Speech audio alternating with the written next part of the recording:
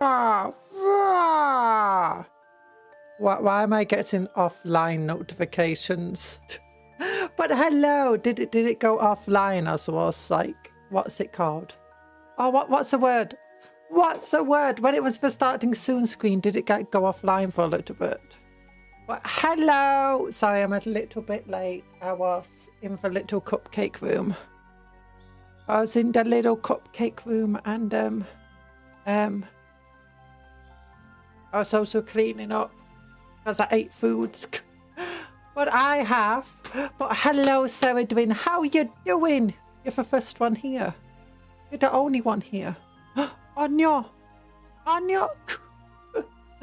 Oh, what was it doing? I can't remember what I was doing. What was I doing?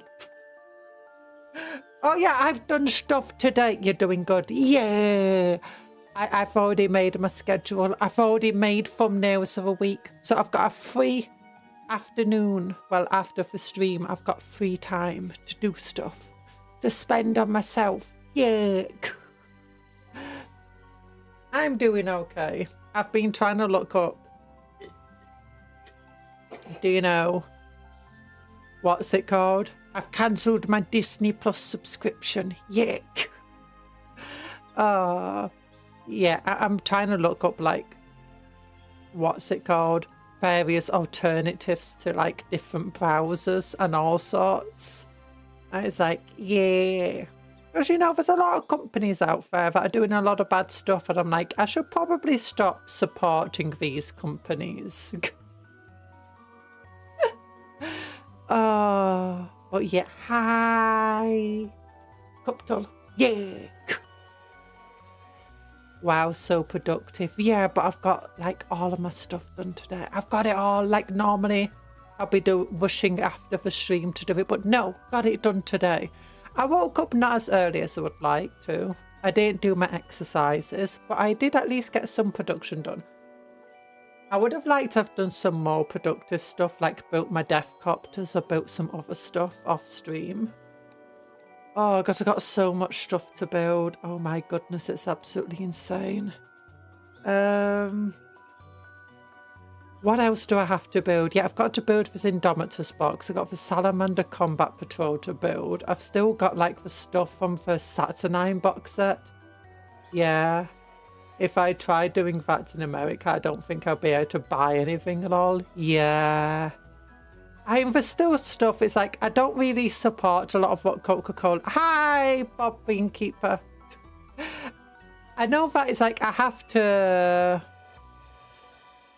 rid some expectations effectively. Like, if I want to... what's it called? Reduce my carbon footprint and, like, recycle properly and stuff. Hi, TA, how you doing? I have to, like, what's it called?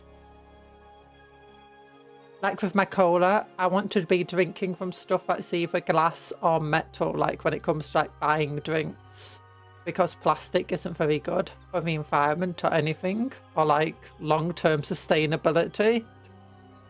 And the Coca-Cola company is not the greatest company, but at the same time, I can't have a lot of the other cola stuff, and I need my sugars. My blood sugar levels drop too quickly. There's a lot of stuff like that. But in terms of, it's like Disney, they've already done like so many bad stuff. Hi, Clockwork. How you doing? Like Disney's already like just such a weird company in general with just how much bad stuff and punching down it does. And then it's like, yeah, I should probably stop supporting Disney. I've watched Andor. But also it's like Google. Google is getting scary. Oh my goodness. And then we've got YouTube, and YouTube's part of Google. It's like, oh no. Foshty Jojo, hello, I hate to say this, but I've been chaos powered hard. I'm currently in the process of selling my Necrons. No, don't sell them, just have many armies. Yeah, After buying a bunch of Imperial Guardsmen, like I've got 4 super heavy vehicles. I used to have 6. I've got like 7 Chimeras. Or is it more than that? I don't know. But a lot of like, I've got loads of like old Sentinels and stuff. And a lot of it came when basically a Guardsman player knew that I didn't have many tanks, right? And they were selling their Guardsmen to get some of the other new stuff. And they just sold it to me for like a fraction of the price that it actually cost. I was like, but then later, when I was like not getting involved with the hobby as much, for like, hey, do you still have a Guardsman? Because I kind of want to play them again. And it's like, I do, but I kind of want to keep them. Because this is like... It's like almost everyone I know who's sold models, with a few exceptions, have always kind of regretted. I mean, I know some people who sell models and whatever, and then they like go back to the same army, but they just buy the new models for it. Because it's like, if they're going back to an army they had already played and already sold models for, it's because they're effectively getting a range refresh. And they're just constantly cycling in and out models like that. They're the only ones who I know who haven't regretted it. I'm like, I just still have those Guardsmen. Actually, no, I did like trade out some of them. And I regretted it. It's like my Dark Elder army. Why did I get rid of it? No, Slanesh wills me to buy more Emperor's Children. Yeah, I have a little bit of Emperor's Children. I'm having to limit what I'm doing because... I'm trying to make, like, we got Combat Patrol magazine, and that has like all sorts of armies in it. So that's just, I want every single army in Combat Patrol to have 1,000 points for it. But then when I was going into like, it gave us the Chaos stuff. I'm like, which Chaos faction do I want to support? And then I was like, I couldn't choose one. I wanted Night Lord, and I wanted Sinch, and I wanted Nurgle, I wanted Slanesh. I don't have to worry about Khorne because I've already given them World Eaters. So eventually I just decided, okay, I have 3,000 points and it will just be a mixture of all of them. So I've got some Noise Marines and I've got some Slaneshi dedicated Night Lords.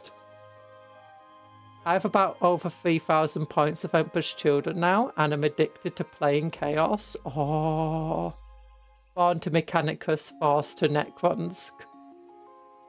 Yeah, I've about, I've not quite got 3,000 points yet. Because I need to get, originally I was going to go for a Mauler Fiend for my Slaneshi portion of my army. Because it's like divided in 4 sections. About 600 to 700 points each, and then there's 2 Predators. Originally the Predators were going to be, oh, what were they going to be? They're going to be War Dogs. Well, then I decided, no, not War Dogs. Let's go for Predators. I still need to get for 2 Predators. But originally I was going, it's like I was going to have 1 vehicle as well for each of the different sections. So for the Undivided, they have a Venom Crawler. Nurgle has the Hellbrute. And at first I was going to go Mauler Fiend for Slanesh.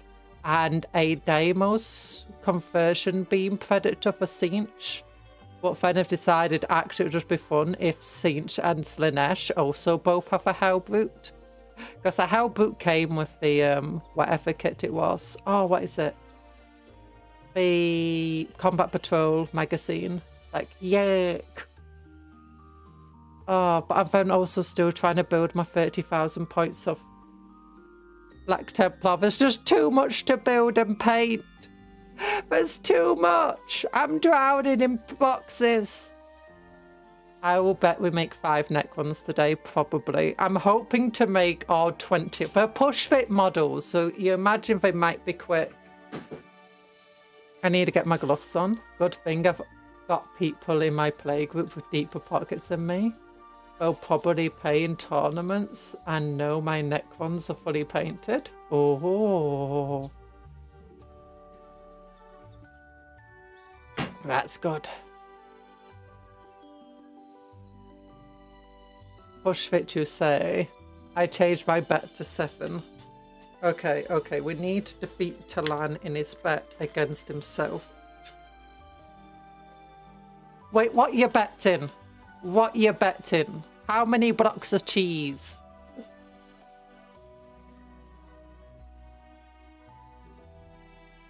Warhammer is such a big hobby in all areas. Lore, models, price and players, yeah.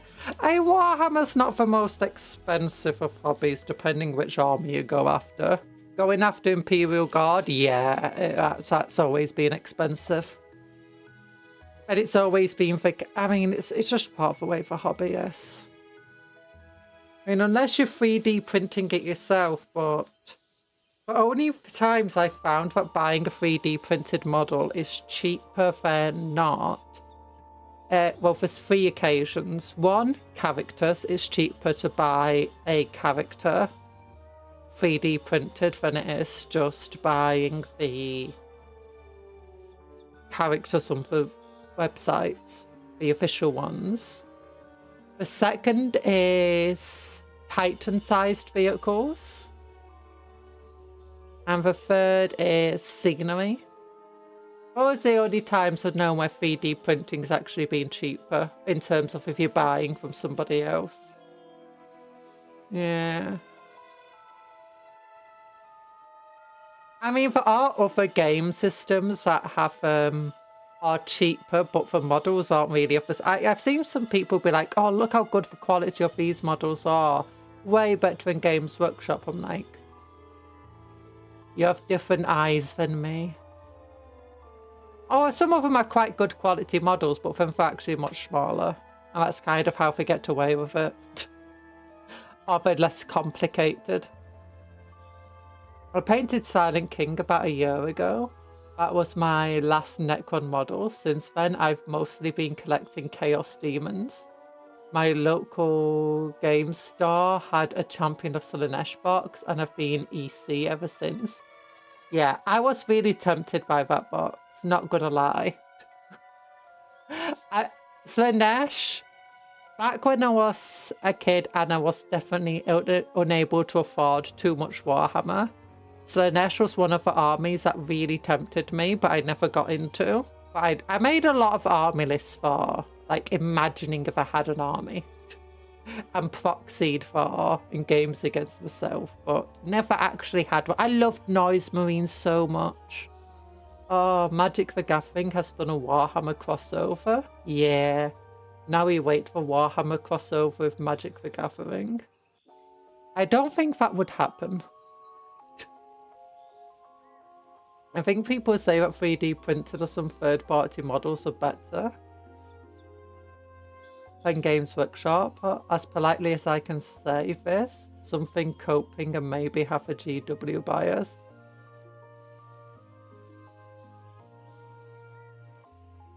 Yeah, 3D printed models can often be much higher quality, especially Forge World. Like, Games Workshop Resin has not been the greatest, especially Finecast, which was not so fine. And Forge World Resin is... it has a few issues. Generally, if you're buying 3D printed versions of stuff, it's going to have less issues in it, and it can be of a higher quality. And there are some really nice 3D printed models over there, but if you're buying the 3D printed models as opposed to making them yourself, the quality can vary drastically for how good they are. And with 3D printing, you can do more. But then you've got the issue of, again, unless you're 3D printing it yourself, in which case you don't have to pay for your own time. If you're buying from, it's like buying a squad of guardsmen. It's like I've been looking for Hellbrute proxies because the Hellbrutes are a bit expensive, and Death Dread proxies. But every time I try finding something that's around the same size and looks, similar enough, it's often more expensive than just buying it directly from Games Workshop. It's like, okay, yeah, the model is really cool, but it doesn't have any spare parts. And for those that do, they're like 50, 60 quid as opposed to 40 quid.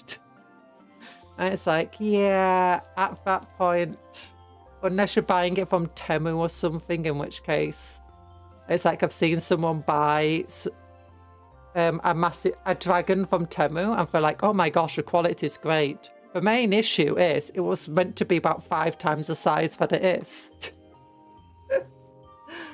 Oh. Yeah, I think Games Workshop, sometimes they can release some really big misses in terms of models. Cotias is probably the biggest recent example of that. Yeah, it kind of looks cool. I think one of the big differences between is like, especially as a hobbyist who doesn't want to deal with resin all the time, the great thing about Games Workshop in general is kit bashing. Like, it's plastic, you can cut it up, you can glue it, you got all the different pieces. That's what is half the fun of playing Warhammer. And with other 3D printed systems and so on, you just don't get that, and that's where you lose a lot out. I kind of want to buy this other players' Chaos Space Marine in my play group. I wanted to paint them, even Iron Warriors and Night Lords. Night Lords! Although, if you want to paint for lightning bolts, it's very tedious to do it on a lot of models. Deal for lightning bolts across the armor.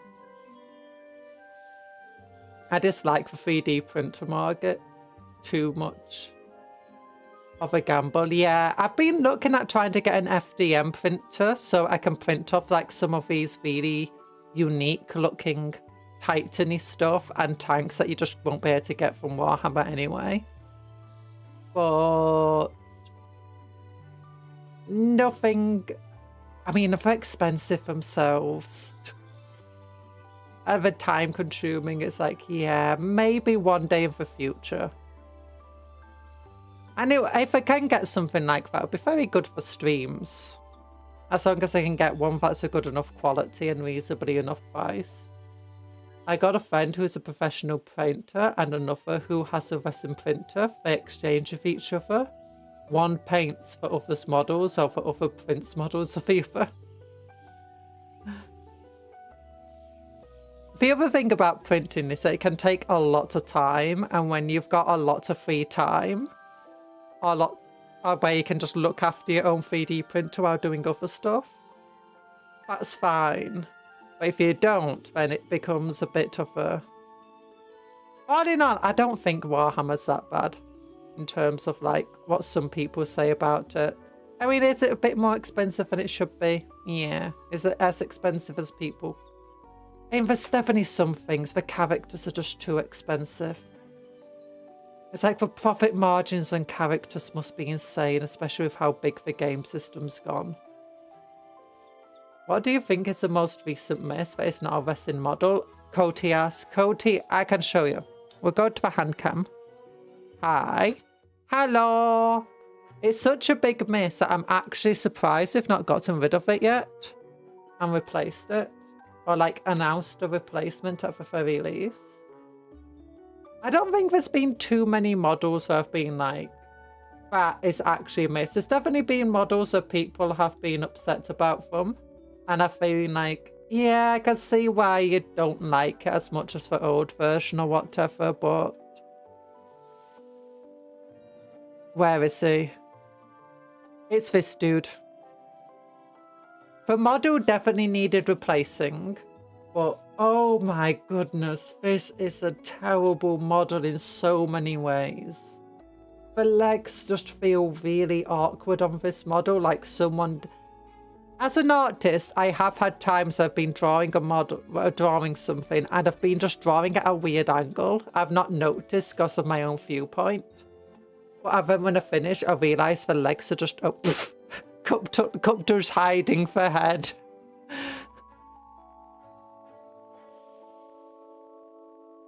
Oh, the old Cotias was so much better. Yeah, the model did need replacing of the old one though. I think it was metal, or maybe it had been turned into resin. I'm not sure. It was a really good model, but it's like the legs just feel elongated, like the artist never noticed that when they were making it. They were just... They had the screen angled away from them. He's got a double eagle, but then they just pinned it. Like, it even looks like it's just been nailed to that thing.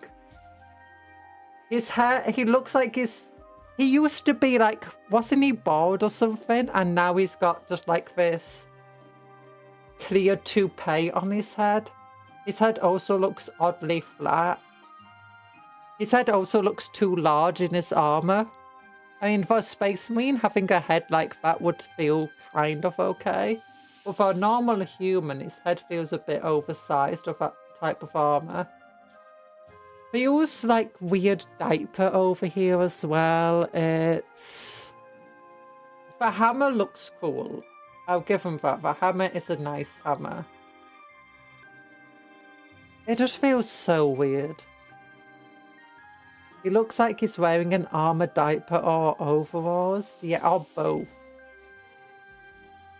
Oh, hi, Dr. Smilex. Hello, everyone. How are you doing today? You bring noms and cola and yapping. Yeah! No, don't steal the cola! Thank gosh, Imperial agents got this model instead of a real faction. Oh, but Cotias was such a good model, and because you just throw him into any army you had, if you had the model.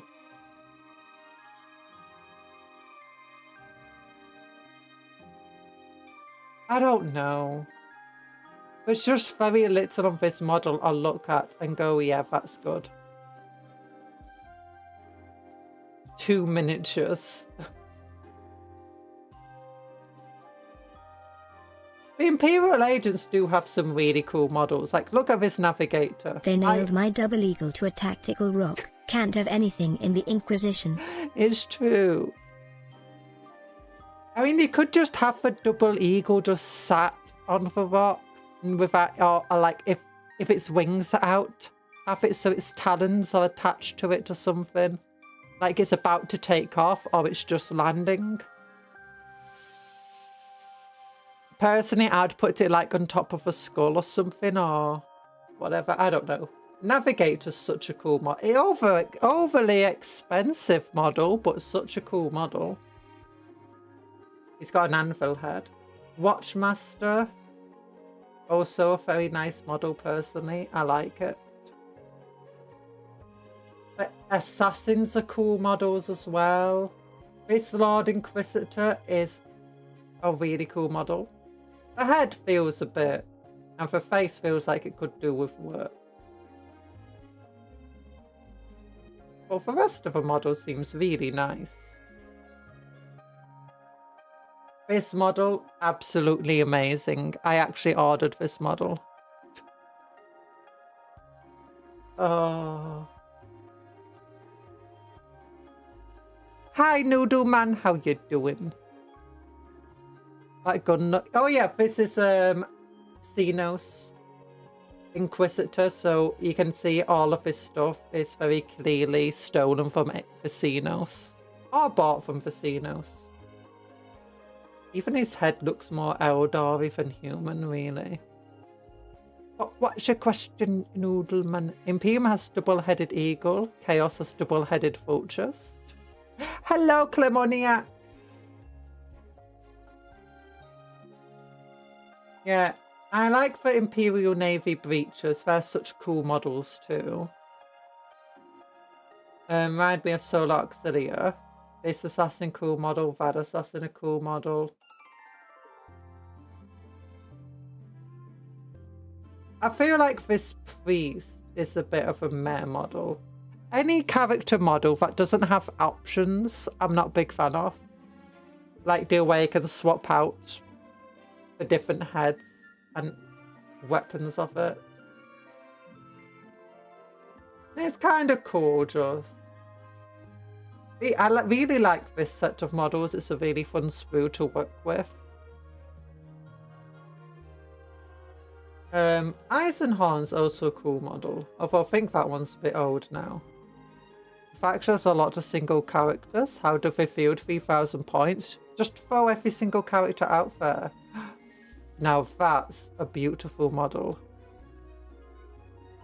I recall Old Law used to have weird stuff like with Xenos. Like in 1E, Calgor's right hand was half Eldar.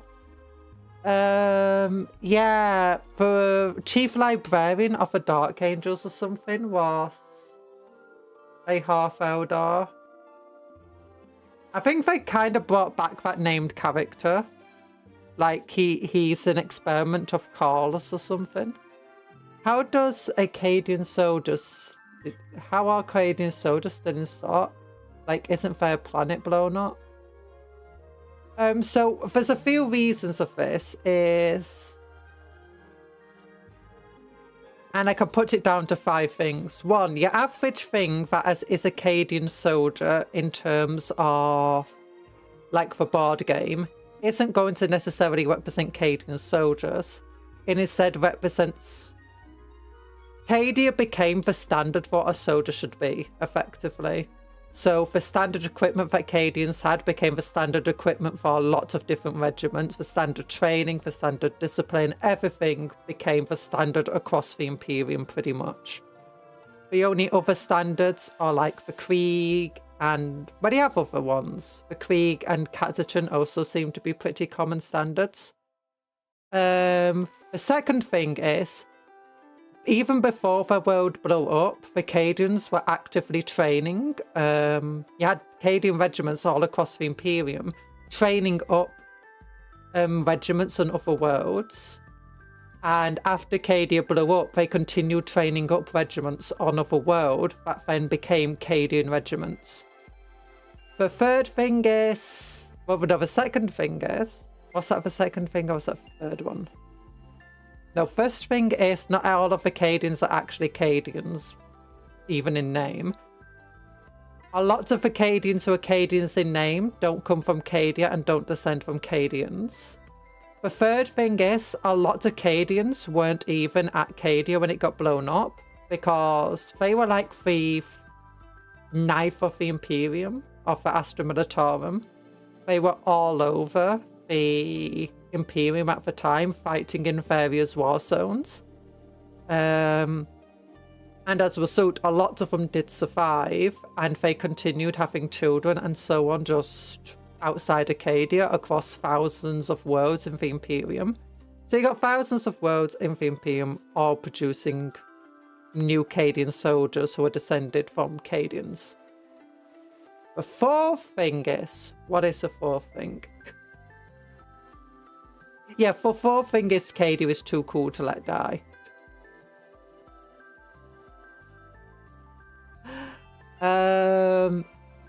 No, basically the fourth thing is just mixing all the first 3 together. Of why we still get more Cadians. And the fifth one is just the Games Workshop wants the Cadians to survive. And through chaotic sentient messes within the universe of Warhammer, they make sure that the Cadians survive. It's similar to how the Kriegs just produce... I think it's like the Kriegs have lots of different planets as well, where they're producing new soldiers. Cadia also has lots of different planets like that as well, where they descend from Cadians. And potentially there's some cloning stuff going on, or some weird genetic things. I mean, you never know what the Inquisitors are doing. And a lot of their named characters kind of survived. Nothing makes Conjurer happier than getting a lore question. Is it possible that Chaos can corrupt a Battle Sister? Yes, there's been many corrupted Battle Sisters. Some of them got corrupted without ever realising they got corrupted, both into Gene Stealer cults and Chaos. Some of them fell out of favour with Imperium, or more accurately, the Imperium fell out of favour with them. Because, you know, they just were like, ugh, all this bad stuff's happening, maybe my faith isn't all that good to begin with, and then they get corrupted. And others just... I think there's like an order of something that's like dedicated to Khorne. Because obviously everything gets corrupted by Khorne. There's Khorne Orcs, there's Khorne Sisters of Battle. CA writing team is playing Hot Potato on who gets to delete World Eaters from the game. And it's a really long game. CA. Creative Assembly. It's Games Workshop, it's GW, you crazy egg. Gene Stealer Sisters. Yeah, you meant GWE. General Electric. Don't shoot me, I made a mistake, Rhino.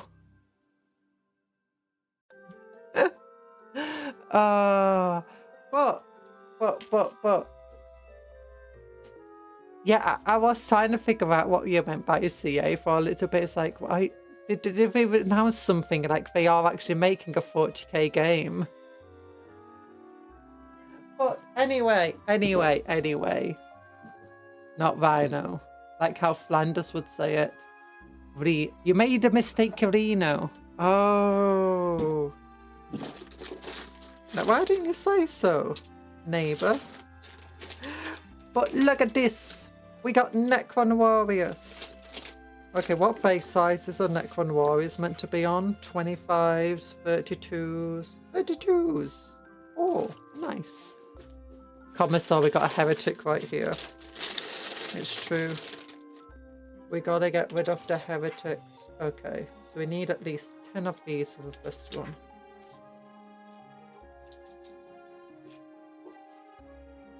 Kalan is the biggest heretic to ever walk the earth. No one is as heretical as he is, because he's a big meanie pants.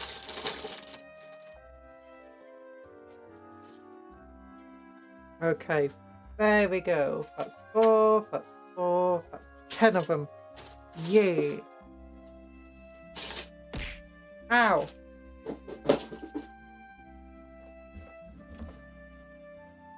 Look at the Inquisitor go. There's rumours CA is making a 40k game, but it's not confirmed. Yeah. I'm hoping they never wrap up and they just keep adding stuff to Warhammer Total War 3 Fantasy. Warhammer Fantasy Total War 3, that's it. No, wait. Total War Warhammer Fantasy 3, that's what it's called.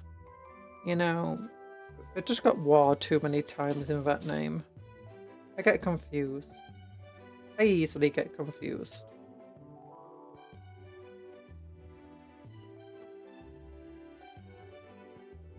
There we go.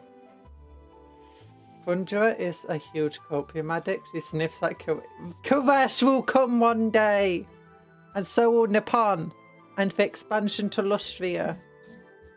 I do think it's cool that Total War resulted in us getting Grand Cafe. Yes, and hopefully one day Kislev models too. I know we've already had Kislev models in the past. So that means we should eventually get plastic ones, right?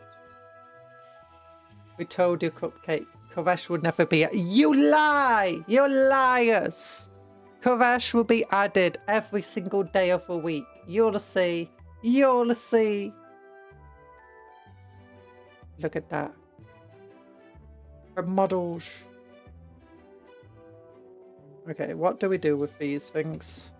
What do we do with a Duncan Necron? What do we do with a Duncan Necron? What do we do with a Duncan Necron? We sell him to the English.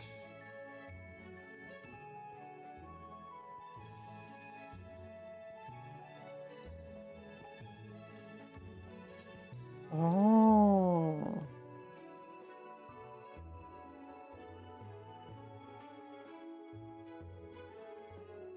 So we snip. There we go.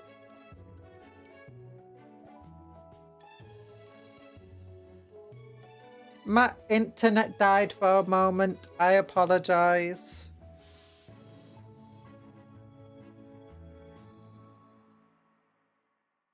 Who is Alfarius really? There is no Alfarius. Only Roger.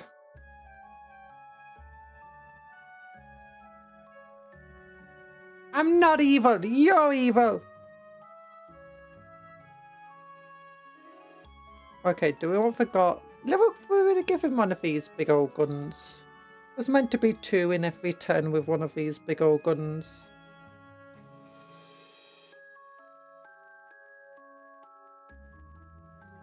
Reload the page, guys. Yeah! Reload the page. Although if you can hear me, I don't think you need to reload the page. Unless you're getting lots of lag. You're one for horns. I'm not! You're just seeing things that aren't there. There's no horns. There's no horns in Bossin, or whatever they called it. 6.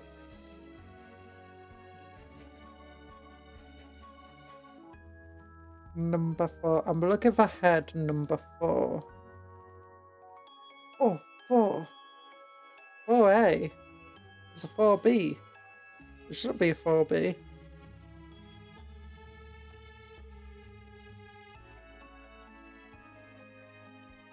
Okay. We have thingies. We got thingies! They said we're not doing X faction for now, or need to go back on that later. Yes. We have to keep the hope alive. Keep hoping for Koresh. Koresh loves you.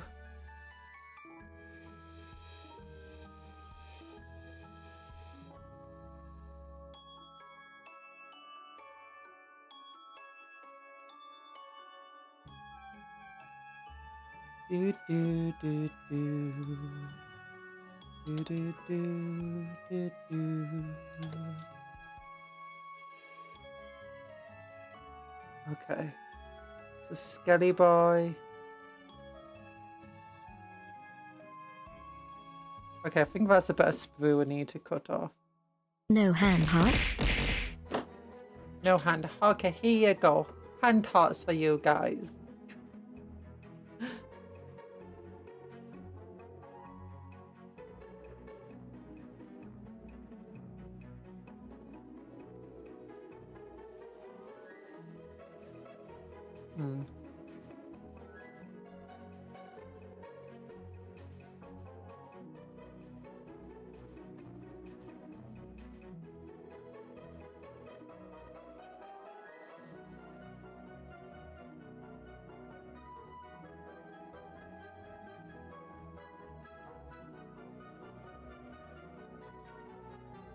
You know, I don't like it.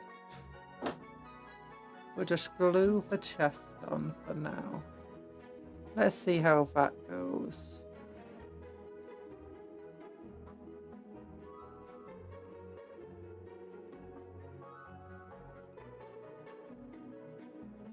No, get stuck.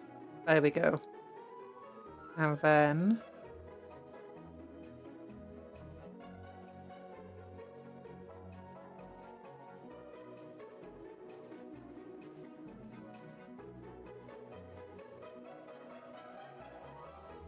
you won by doing nothing. Yay!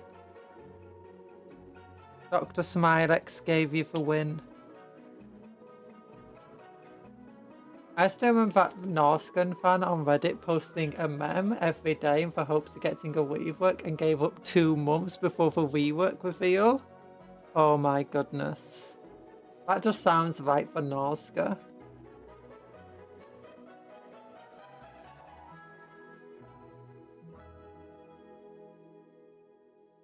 I give up. We're never getting a rework. The next day. Hey, now that guy finally gave up, we're giving you a rework. We just weren't going to post it while he was still posting the memes. We enjoyed them too hard. Could you imagine that? That's actually why the rework got delayed, because it just as soon as they announced it, increased Norscan mem posting, right? And the developers just love Norscan memes so much. For like, as soon as we get the rework out, they're going to stop posting these awesome memes.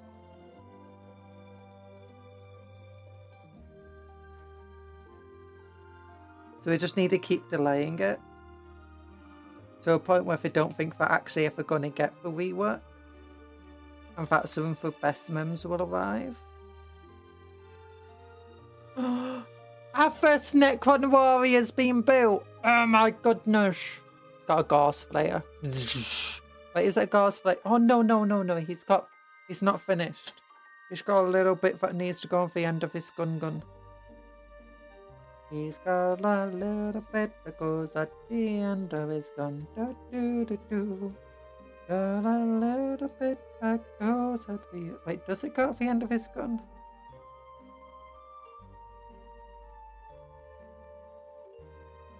I swear they meant to have like a little thing that goes at the end.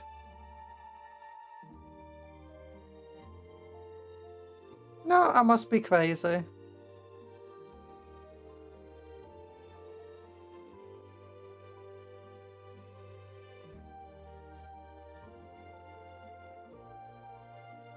Yeah, I'm crazy. Never mind. He is finished. Yeah! Our first model. Must be so easy working at sea and you don't do nothing for most of the time. Crazy. I was crazy once. They locked me in a room with rats.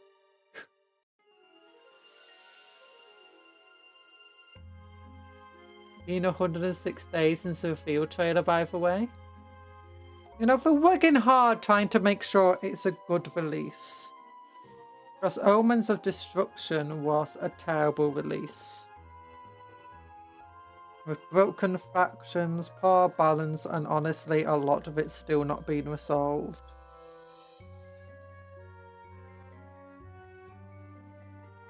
Okay, 6. And we need the 7th arm. Which one is arm number 7? Okay, I think it's definitely that piece, this first chest plate for him. Hello, Tony.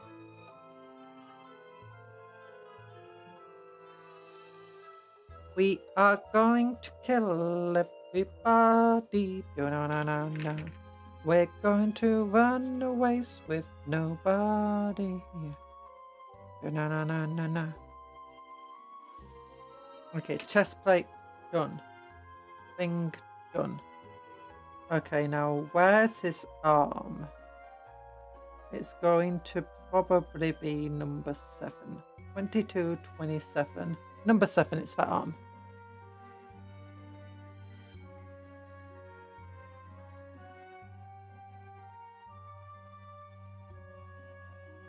Yeah. If you're wondering where the scarabs went for this kit, we're over here. With ENvtuber, the scarab lady. Do you know where you got the Stormlord? Yeah, this is ENvtuber, the scarab lady, instead of ENvtuber. No. Yeah, ENvtuber, not ENvtuber. Instead of ENvtuber, the Stormlord, we got ENvtuber, the scarab lady. It half inspired by Ida from the Owl House. Oh gosh, that's meant to be glued on here. Because she's the owl lady. Oh, I still need to paint them.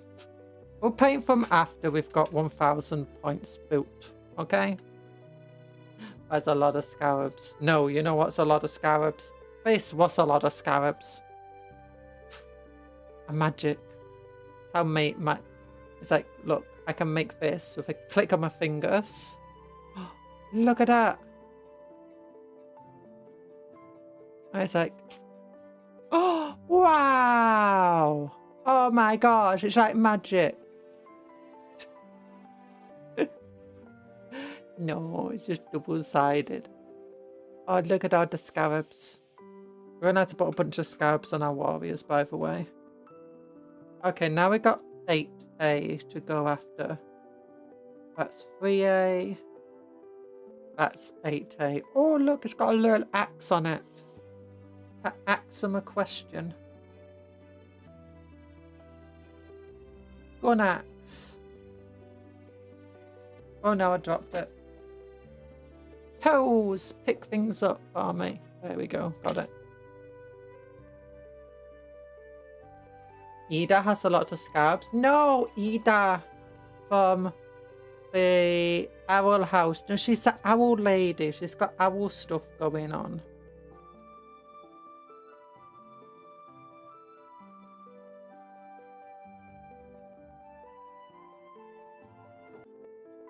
Now we just need to add some glue. We add a little bit of glue. And we put this here. And then we take this chest plate.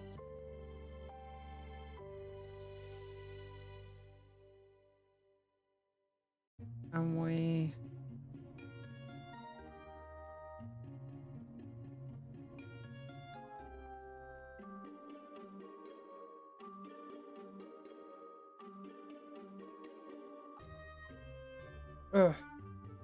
attach it.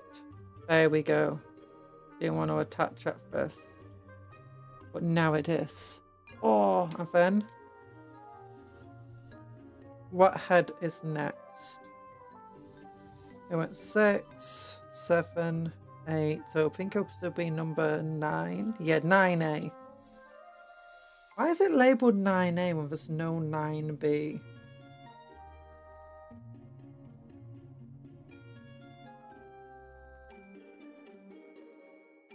I wish the salamander upgrade sprue had more flame backpack bits. Yeah. I feel like if you don't play Black Templars, but upgrade sprues are generally kind of disappointing. Oh, I also found out that you only get half an upgrade sprue. Often, you know, for Imperial Fist command, not command squad, combat patrol comes with half an upgrade sprue, not a full upgrade sprue. And that just sucks. That's just stingy. You could easily fit a full upgrade sprue in there and it would go so well. In fact, all of them should have come with a respective upgrade sprue. That's what I feel like all of the new combat patrols. Salamanders, Raven Guard. And they should be exactly what they are now, but I've come with the upgrade sprue. And the Iron Warriors. And the White Scars. Yeah.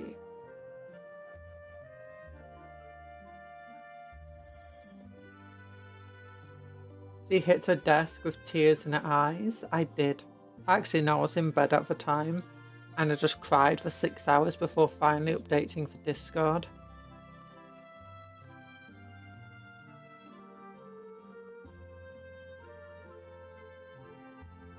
I can hear a noise outside. I think it's a saw or something. Yeah, it's a power tool of some kind. Oh, look how cool that looks. Yeah, in each squad, is it 2 of each? Let me check my new recruit page where I've got my army list saved. New recruit. Scrolling down, down, down to the bottom of the fractured dynasty. Edap Tech for Scarab Lady, Plasmancer Royal Wardens, Scotbrek Lord, 20 warriors with 4 Gauss Reapers. What's the difference between a Gauss Reaper and a Gauss Flayer? Gauss Reaper has a range of 12 inches, but gets 2 attacks and AP -1. Gauss Flayer has only 1 attack, but it's got range 24 inches. Doesn't have the AP, but does get rapid fire, so at 12 inches it gets 2 shots. You know what? Let's have 3 of them. For every 10 there's 3, so that's 6 in total. I think that's a nice number. Yeah. What a madman. Hi, Rahel! I got the Imperial Combat Fist Combat Patrol. I'm going to use it to expand my Salamanders. I got the Salamander Combat Patrol, the Raven Guard Combat Patrol, the Black Templar one, the Imperial Fist one, and 2... I'm going to get 2 other Iron Fists. Iron Warriors, so... No, yeah, Iron Hands ones. Or to expand my Black Templar. Yuck! She got F. No, I'm not getting the White Scar one. Because I just don't have any reason to get it. I don't really see what I can convert the character into. And I don't need any more bikes. I've already got 9 bikes and 3 ATVs. I don't need more. bikes aren't that great. I mean, they're not that terrible, but they're not so great that you want loads of them. Okay, who's next? You're next, number 11. Oh wait, no, there's a number 9 head. Just normal. It's not 9B, it's just 9.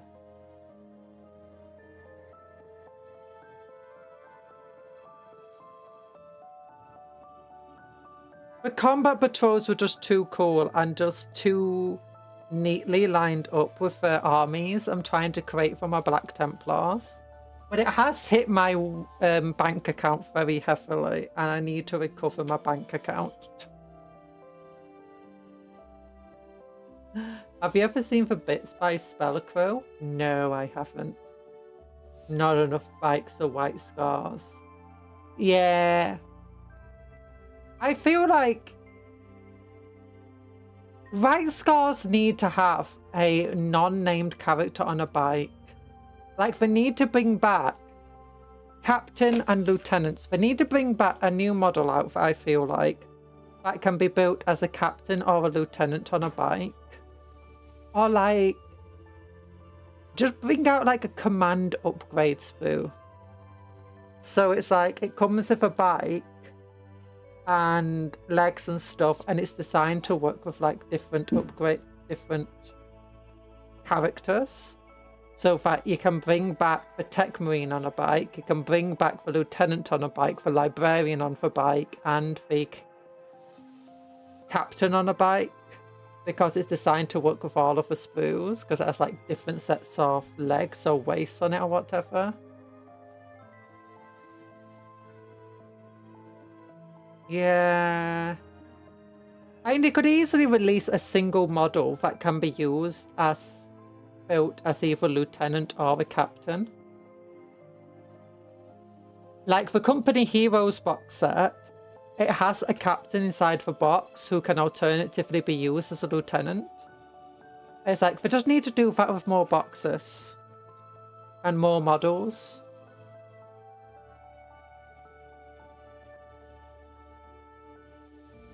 Um, 11. Okay, I think that goes with him.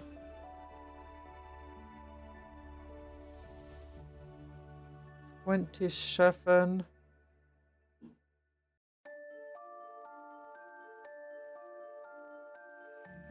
So 11, 12. Wait, why is that one 17? That's 11. Body 11. Arm 17. 22. 27. It must be arm 17 then. Okay, so it's like a body 12. No, because that's 16.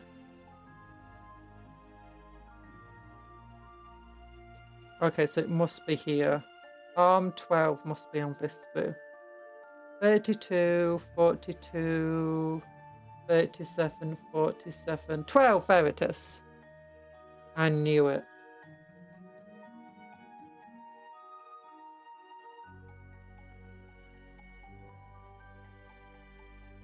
Yeah, the war heist.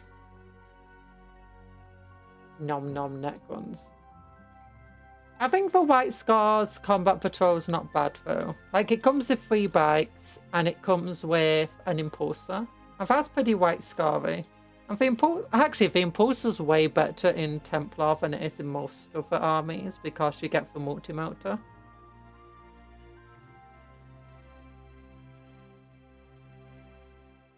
Black Templars used to pay an unfair cost for their multi-motors on the vehicles, but when it comes to the Impulse, I think it was like a really good bonus.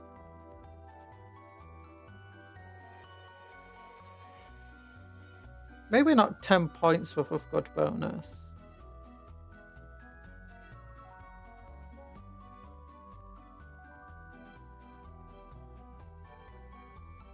Okay, 15.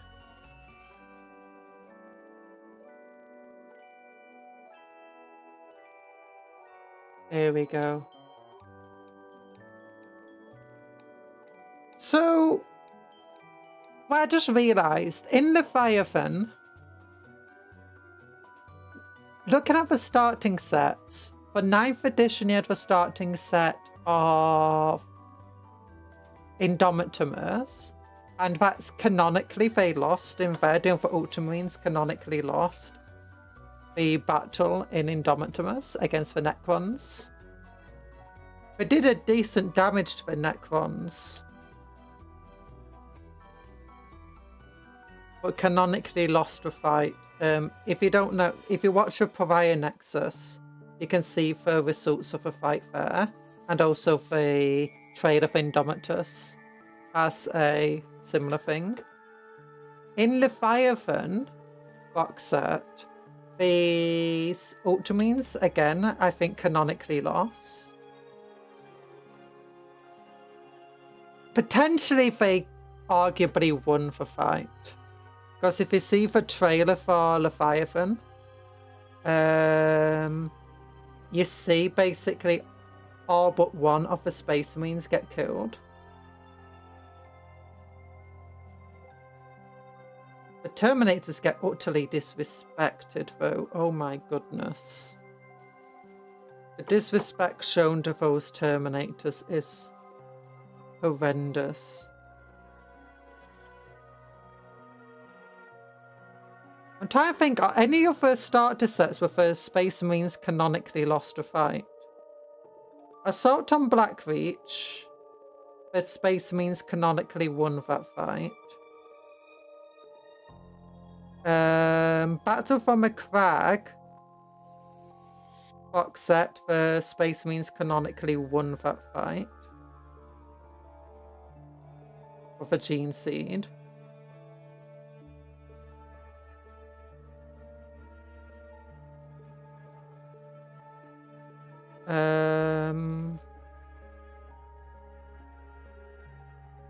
Assault on Blackreach was 5th edition. 6th edition was Dark Vengeance. I don't know who won that one. And then they had like a few different like starter sets for 7th edition. And then 8th edition, I don't know what the starter set was for that one.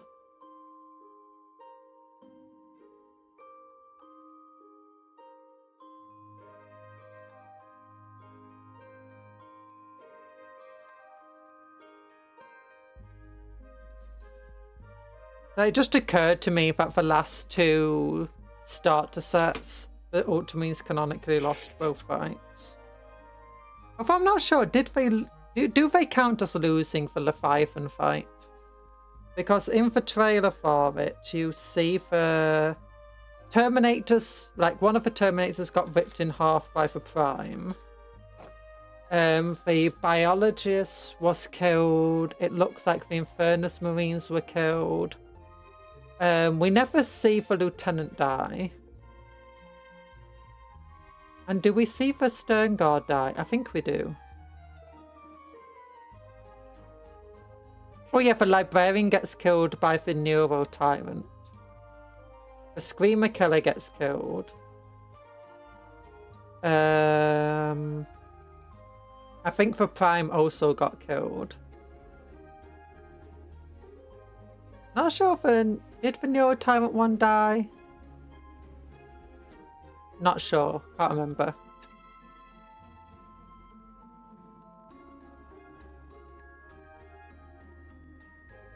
Oh.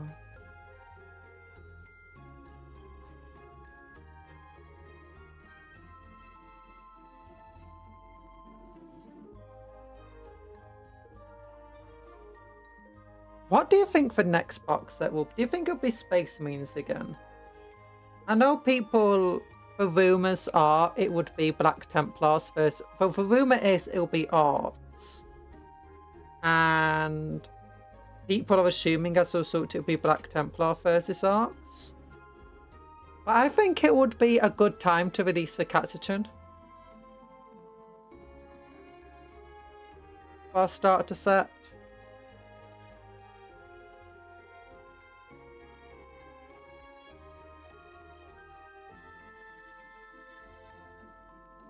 Okay, so I want 27 next. That one.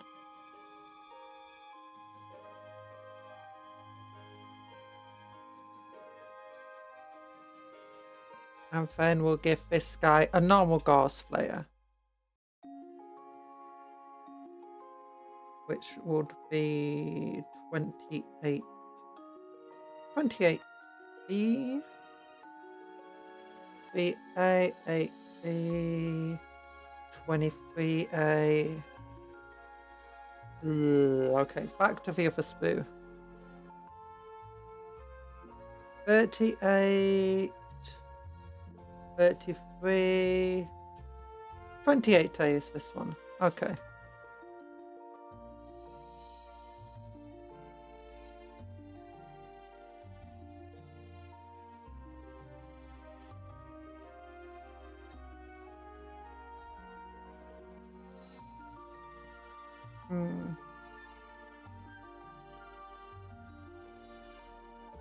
I'm not sure if I do want them to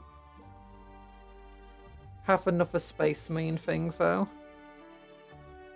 Because Space Marines would be... I don't know, Space Marines would be fun for another starter set in some regards. But at the same time... it feels... questionable, you know. Like, there needs to be time for other factions to shine. With that being said, there's a lot that I feel like Space Marines in 10th edition are currently missing out on. With the fact that we just don't have access to...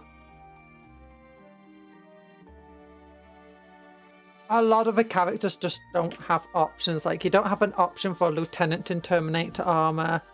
You don't have an option for lieutenants or captains or librarians or tech marines on bikes.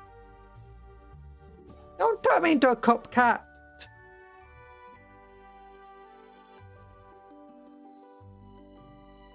Okay, 30. Head number 30. Why is the head number 50 and 40 on this sprue, but not 30? Okay, 30 is here.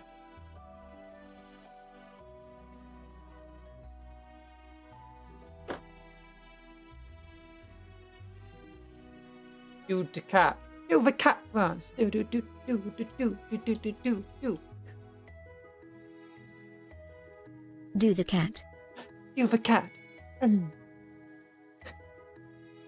Oh no! Oh, leave a burger. Don, you're meant to leave a burger. I'm kind of hungry.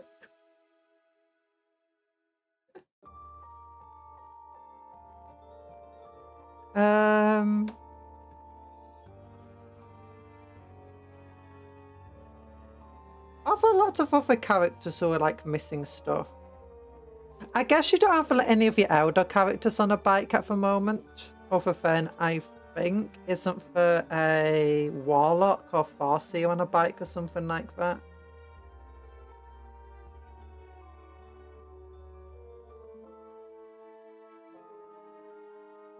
I guess you could do with an Autarch on a bike so you can add them to a Shining Spear squad.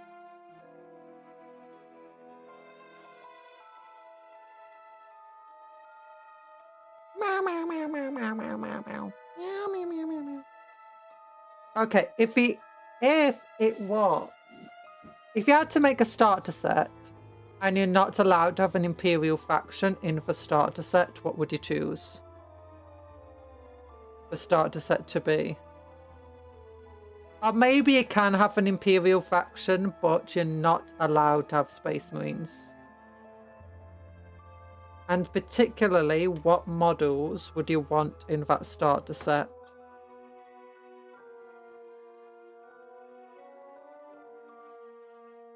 Especially models that currently don't have any rules or any models to represent them.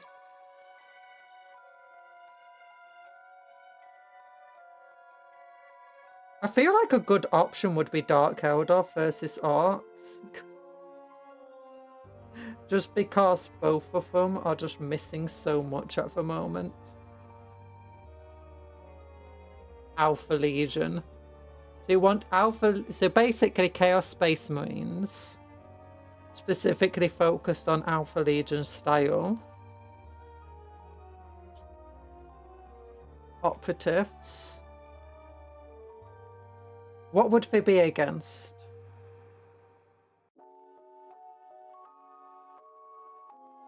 Eldar? We've had Necrons relatively recently, and Tyranids.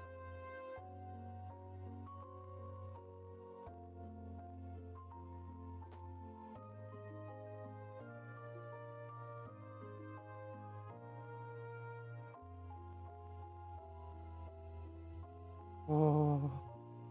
Oh. Meow, meow, meow, meow. Look at that kitty. I'm not a kitty. I'm a cupcake who looks vaguely like a cat. Only vaguely like a cat right now.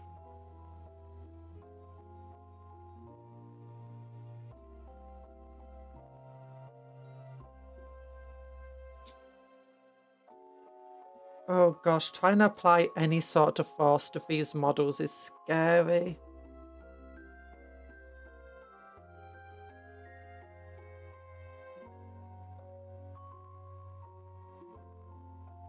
This is so thin and fragile. Vaguely. You're very vaguely. In fact, I don't see the resemblance at all personally.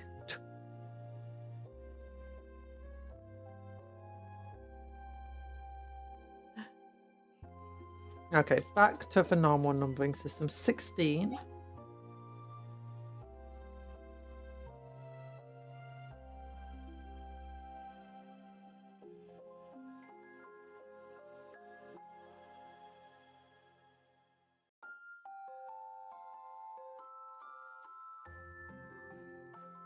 Hawks or Eldar? Oh.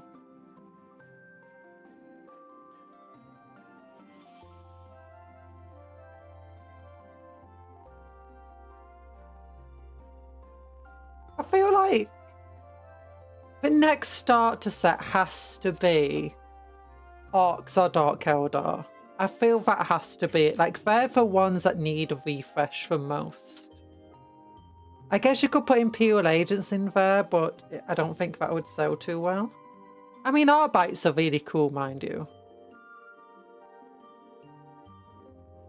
You could sell it with Imperial Agents by having Imperial Agents as an allied force. So you'll have like an Inquisitor and a squad of Arbites reinforcing some Catachan or something. I feel like it would also have to have Catachan in it.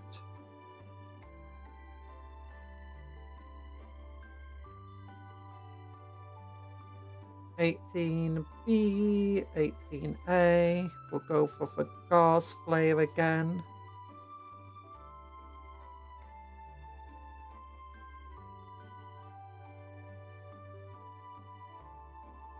This is a good sprue from a starter set though, the fact that every single Necron has another weapon option and even some alternate heads. That's really cool. Necro boys, hello Paint Games! We're thinking about what we want in the next starter set. I feel like it has to be not Necrons, Orcs versus Catachan. Or maybe Dark Eldar.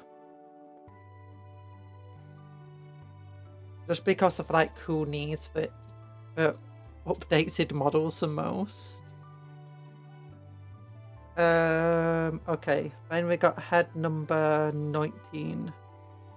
That's 4A, that's number 9, that's 14A, that's 24. That's 19A. Is that if there's another one just labelled 19? 40A, 30B, 33B. 34, 40, 45, 45, 50, 19A. That's 34, 34A. Now one of these must be labelled 19. Just plain and simple. That's 9, 50, 24, 24A, 14A, 40.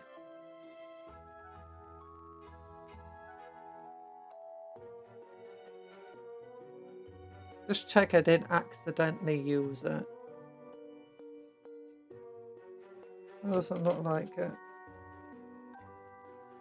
I've heard it's 19. Oh yeah, that one's way better. That one's. I want to go for the ones that look the most damaged. Because my entire thing is a dynasty is broken. Get out for lead feature spray paint. We are finishing this army before even building them. No, I've got an idea how I want to paint them. I'm thinking Mechanicus, maybe not Mechanicus, maybe Gracie Grey. Dry brush lead belcher over them and then just throw a bunch of blue washes or contrasts at them. And then just go back over with a very light dry brush of lead belcher and then a bit of a rusty colour. Then take Bahammoth blue and just go over things like the eyes and other glowy parts. And like, you know, the middle of these colours. And then a bit of Korvax white. I gotta go now. See you all next time. Okay, we got good luck. Remember to also stay hydrated and sleep well and all that good stuff. Big love heart to you, Dr. Smilex. Oh, by the way, 20 out of my 34 on your HTMLs exam. Oh, that sounds good. Is that good? I'm assuming it's good.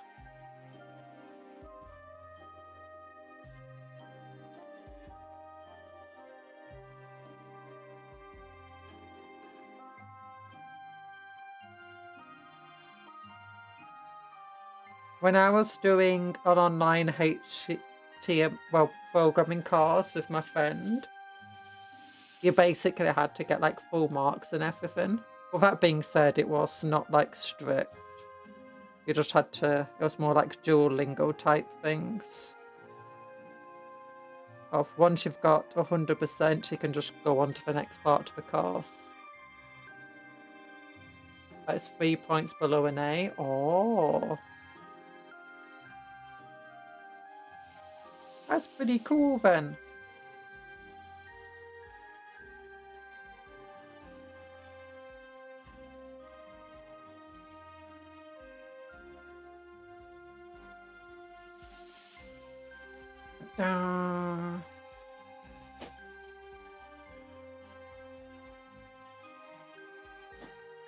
There you go.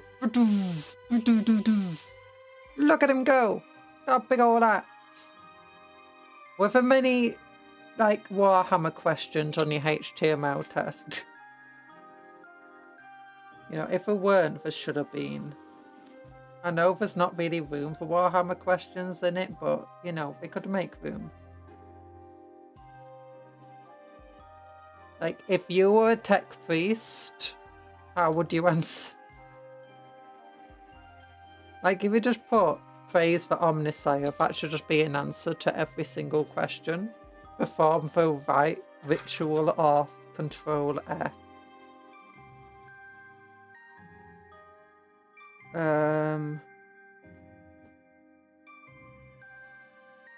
How does that go? Color treble F.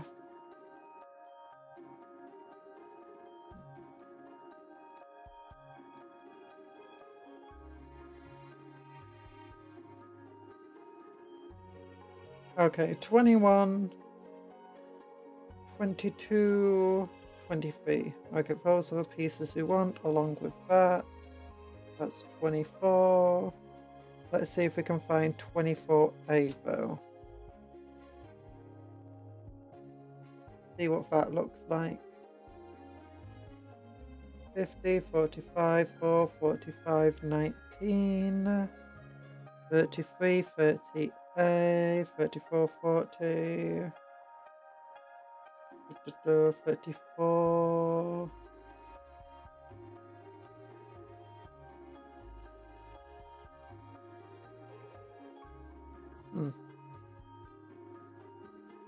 Oh wait, 24A is there. Oh, both these heads are undamaged. You know, but let's take... Looks like 34 has 2 damaged heads. Let's see if we can just fit one of them on.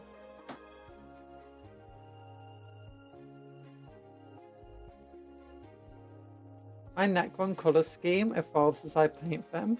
I started with the bronze dudes and went into Nihilak Dynasty, then gave glowing rib pages, and now stippled dry brush gold silver weathering. Oh. Hello, Tony. But that sounds cool. I want to go for a very weathered and damaged look. I also want to go for a look that's going to be easy-ish to paint. Thankfully, weathering and damage is kind of easy to do.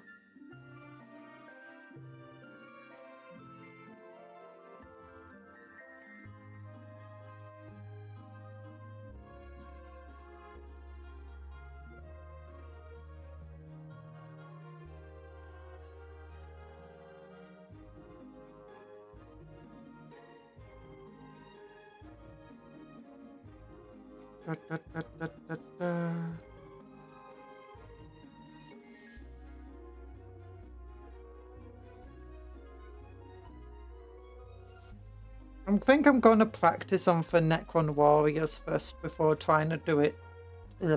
Before trying to paint for Scarab Lady. And for other cooler models.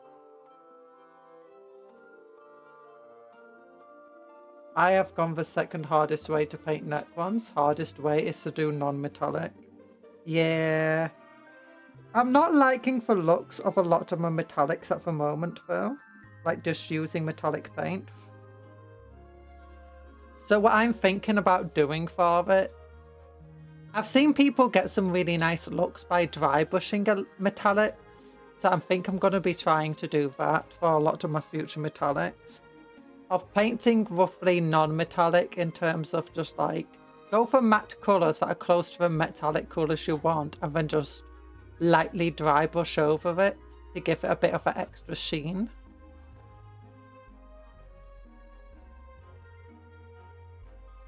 This is the one I want. That's the arm I want.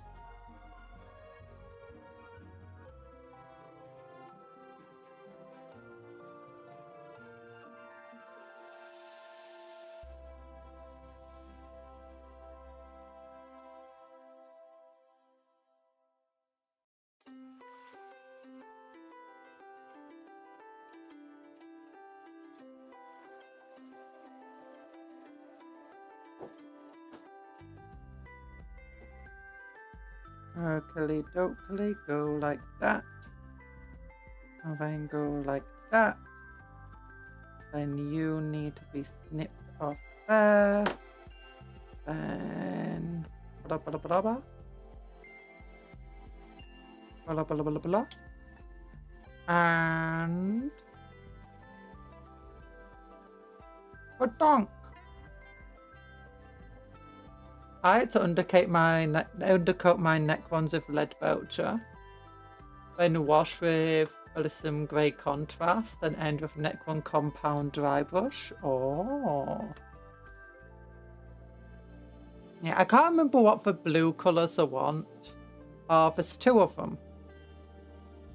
There's 2. One is a really light colour. I think it's Glacier as well is one of the ones I want to go for. But there's another colour. It's like a dark blue contrast, like soul. No, not soulstone. That's the technical. Oh, what's it called? Soul grinder. I think that might be a good one to go with. And then go over that with Talisar blue or something.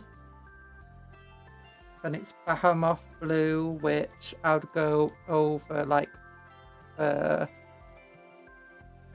chest glow areas, and then a bit of Corvex white, and then just go over with like the glacier colour.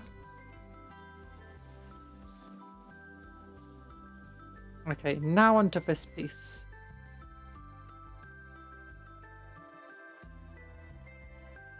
So 41, 39, and 36. Okay, we'll go with 36.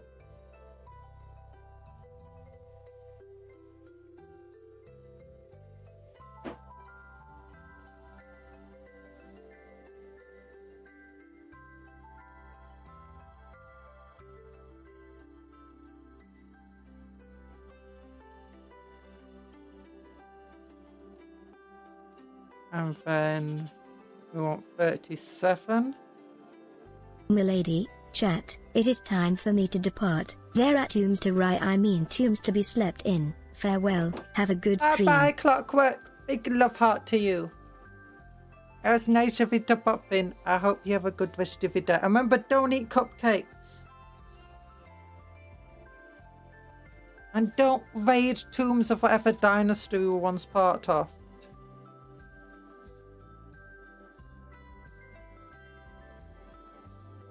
Oh, that would be a cool law that no one remembers what dynasty they're in. That would be hilarious. Okay, so 36, 37, then it's 38. And let's go for this one. Yin of a blaster. Yum cupcakes. Oh, no, don't eat the cupcakes. There's no yum in the cupcakes. They're just friends.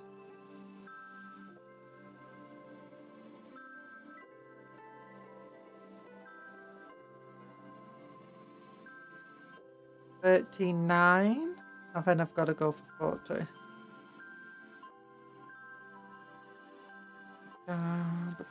We've almost completed half a squad. I have no idea if I'll ever actually use a Royal Warden in this list. A Royal Warden doesn't even seem that decent, to be honest. You want to do for Royal Wardeness? It's this random dude. See, he kind of just looks like an immortal. Doesn't even look that impressive over normal Necron War. He is bigger, I guess. And his gun's bigger. How big is a Necron Warrior versus a Space Marine right now? Smaller than a Neophyte.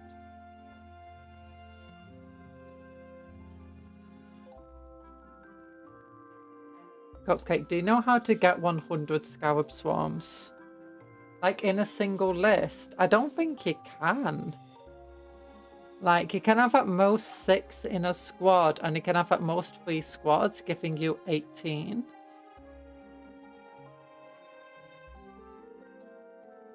I mean, I do have a little thing of 120 scarabs, so I've already used a significant amount of them.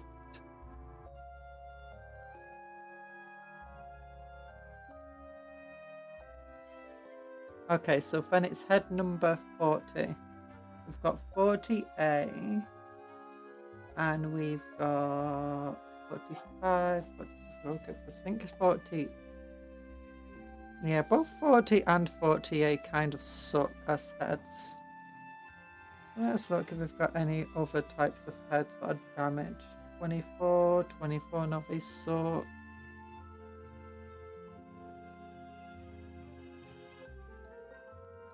We already used one of the 34s. 19A, 50. Let's compare that to 50A. No. Okay, 45. 45 sucks. 45A kind of sucks. 4 is okay. It's slightly damaged. I'll go with head number 4 then.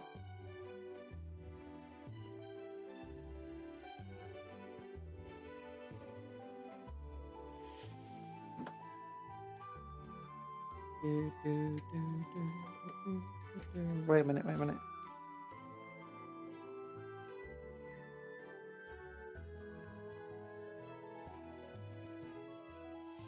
is really good.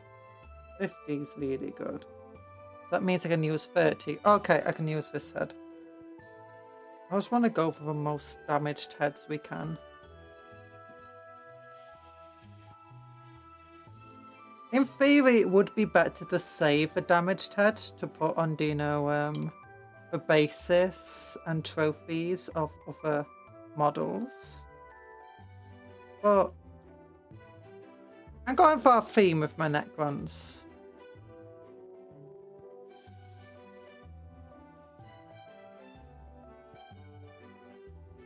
The Royal Warden is amazing. It allows you to auto-pass a failed battle shock. Yeah, it's okay.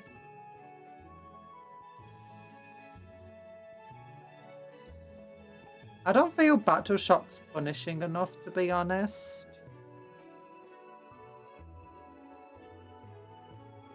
Hi Douglas, how you doing? Yeah, we're having wonderful days. I hope you are too. Hope you're having a wonderful day. And big hugs to both of us. Big hugs to you too. Big love heart to you, Douglas. There you go. There you go. Now I need 100 Scarab Swarms or Foxy Silent King.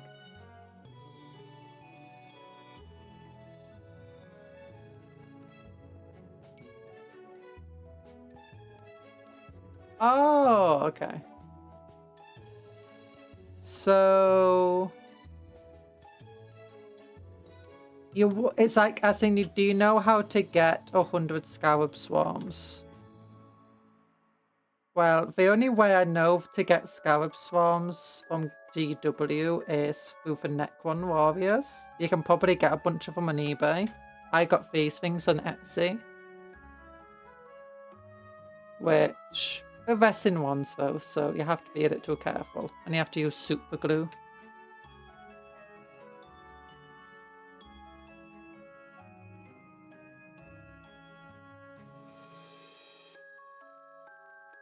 You don't know how to get Scarab Swarms affordably. Yeah, the only way is, I'd say, check eBay for getting Scarab Swarms, because not everyone who collects Necrons will want the Swarms. And otherwise, just go on places like Etsy and stuff.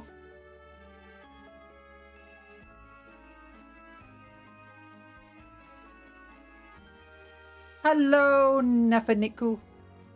That's a lot of bony boys. It is. We're trying to build 20 of them. We're currently down 1, 2, 3, 4, 5, 6 are done. And this guy is about to be the 7th. Wait, really? I have all 3 left. Okay.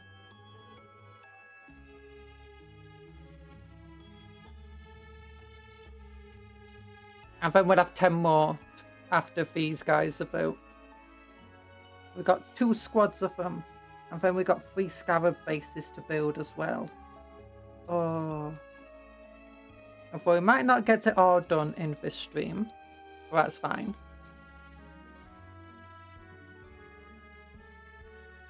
You know, Eid attacked the Scarab Lady. I'm using this gal as a proxy for the Stormlord in my list. Hello, Briarmare. How are you doing? Good morning. Oh, good morrow to you. Bombarding my head. Oh, you just finished up painting your Deathwing Blade Guard veteran? Ooh. I need to get more painting done. It's crazy. We'll get some painting done. How are you, Briar? The main use of a Royal Warden is his fall back and shoot charge ability. Besides, oh yeah, I forgot he does that. Being 40 points for decent anti-space means shooting. Oh yeah, I guess that's that too. At the moment, I'm trying to use them as like a blob of 20. And then I kind of want to just throw a Technomancer into there so that if they get a 5+ feel no pain. Have the Reanimator stand behind them. It's Maybelline! Hello! Tuning in while I make breakfast. I spent the last hour or two writing stories. And now I'm taking a break to make food. Oh, my brother's building Skaven as of late. Oh, Skaven are cool. The only Skaven I ever had, I mostly traded away, I think.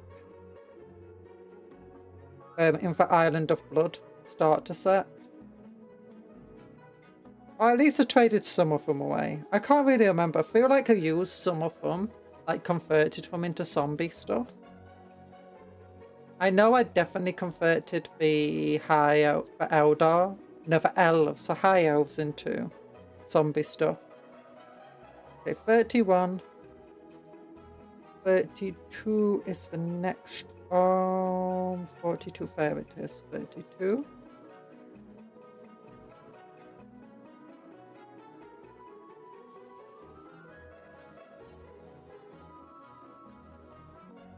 Wars and Immortals can be led by one noble and one mancer. Yeah. So at the moment, my 1,000 points list, it doesn't have a lot of room in it. Currently it has 120 points left of room or something like that. 5,000. No, don't bet. Don't bet. If you get the chance, you should read Grimdark Future / Age of Fantasy by One Page Rules. It's a model agnostic. It's basically 40k war game that takes direct inspiration from Warhammer. Ooh. I might give it a go. I might give it a look-see. Okay, my army at the moment is Edetept, Stormlord Proxy, big ol' Destroyer dude and his squad of 3 of these guys. A single squad of 20 Necron warriors. A Reanimator. Well, I still need to put Scarabs on this little guy. A Destroyer. No, not a Destroyer. A Doomstalker. And that's it. Oh yeah, there's a Royal Warden, but at the moment I don't have a place for him to be. And I've got this Plasmancer. I'm thinking, I don't know what the rules will be for the new kill team for them in 40k, but I kind of want to get that. So that'll give me a Geomancer, and I'm thinking it will give us 2 squads we should be able to put Cryptex into.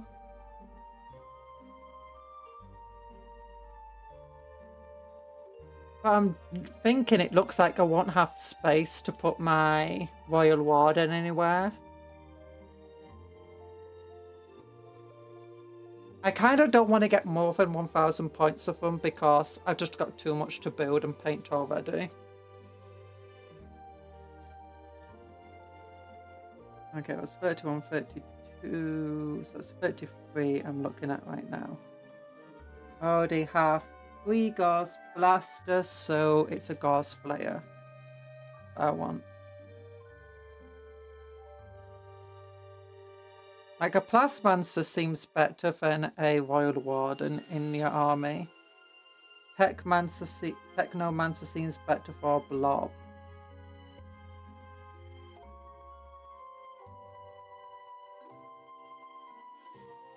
I feel like a Plasmancer is a sort of redundant name.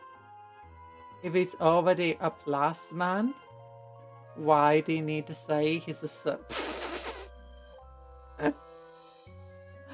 Oh god. Just in case you're not joking, Plasmancer gets its name from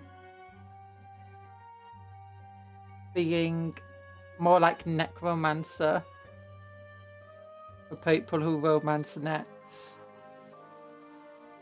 He controls plasma.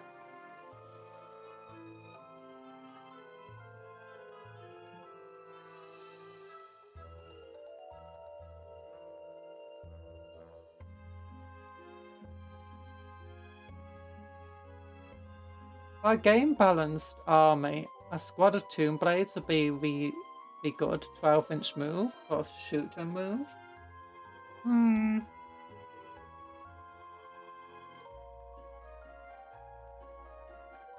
I don't know, I'm going for more thematic rather than game balanced. So I'm trying to go for a Cryptek build. Cryptek and Canoptek.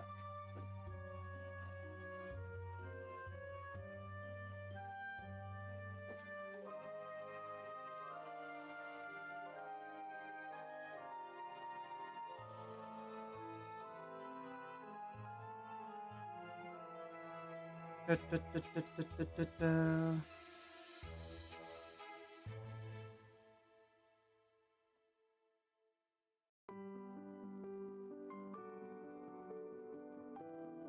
Cryptek build, then a new kill team is great, but don't sleep on the spider. Yeah, but I mean, there's not really too much room for more stuff in the army. Like, I think at the moment it adds up, if you include the Royal Warden, to 880-ish points or something like that.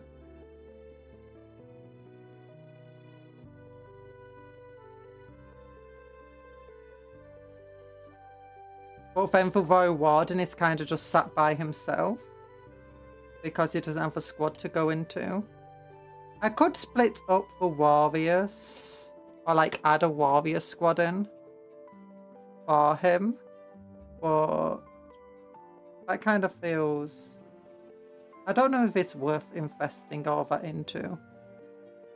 Especially since I won't be able to add like another techno. If I get like a squad of warriors, a squad of immortals, there's not going to be enough points to get like another Cryptek without having to remove a warden. Spider's like 80 points, yeah.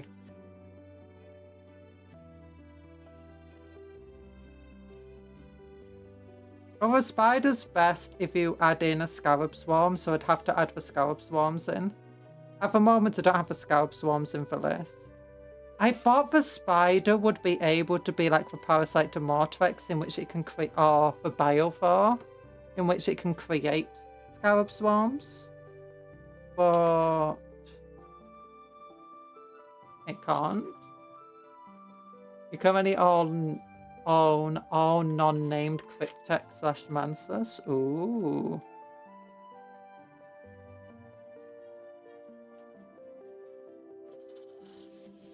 I like how the Technomancer is also meant to be used as a lord.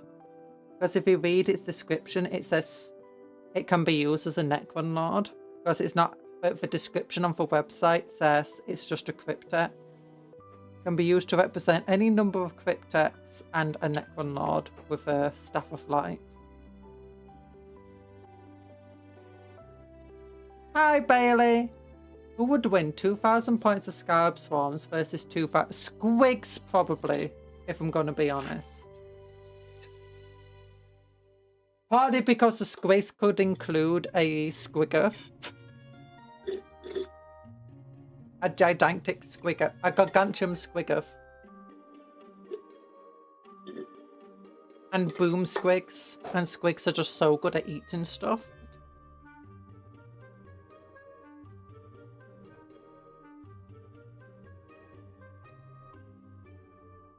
Squigs are just too varied for the scarabs to take on. You could actually make a balanced army with squigs.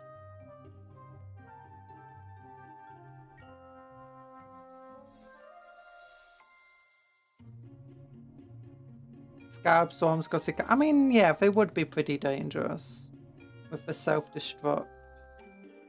But so can squigs, actually. I think there's at least one squig in the game at the moment which you can use to cause like massive damage for bomb squig.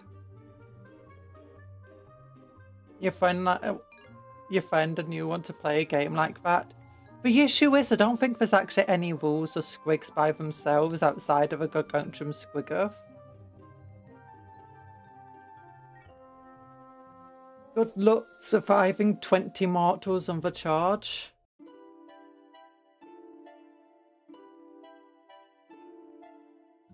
think that's the thing is a squig of property could. I was making homebrew detachments for 40k. I made a detachment for orcs that was all about Gretchen. A running theme was that when a Gretchen unit was killed, you could get it back for free. Oh, that would be cool. What other factions that can currently do that? Genius Data Cult's one of the big ones. Oh, Astra Militarum can do that too.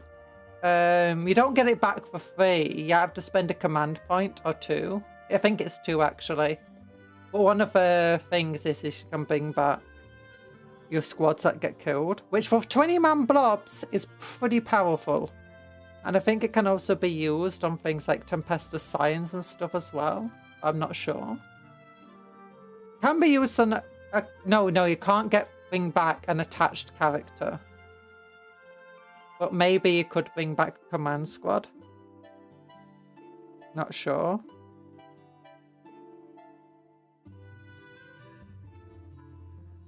Oh, there's the hand I'm looking for.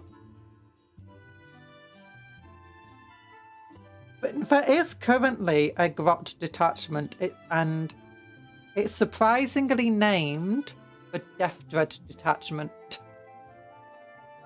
Or the Dread one. It's something like the Dread one, the Killican one. But either way, all Grot vehicles, it makes Grots in battle line, and it makes all Grot vehicles gain the same benefits. All Orc Walkers, all Grot vehicles, that's it. So your mech guns gain benefits from it. Your Killicans, your Stompers, your Death Dreads, your Mork and Gorkanauts. I don't know. I think there might be a stratagem to bring back Grots, but I'm uncertain. You know, I can check. Not exactly the same thing, but Grey Knights have a Northgrim, which lets them regenerate to Lost Terminator models. Ooh. I'm gonna check. New recruit. Because I use this for my orcs. Stinkbag. Orcs. Detachment. Dreadmob. Gretchen. Stratagems at Conniving Runts.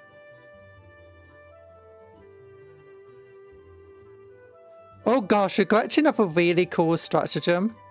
One Gretchen unit from your army that is within 9 inches of an enemy unit and not within engagement range. Your opponent's movement phase is when it's used. And roll 1d6 on a 4+ for enemy suffers D3 +1 mortal wounds. Your unit can then make a normal move.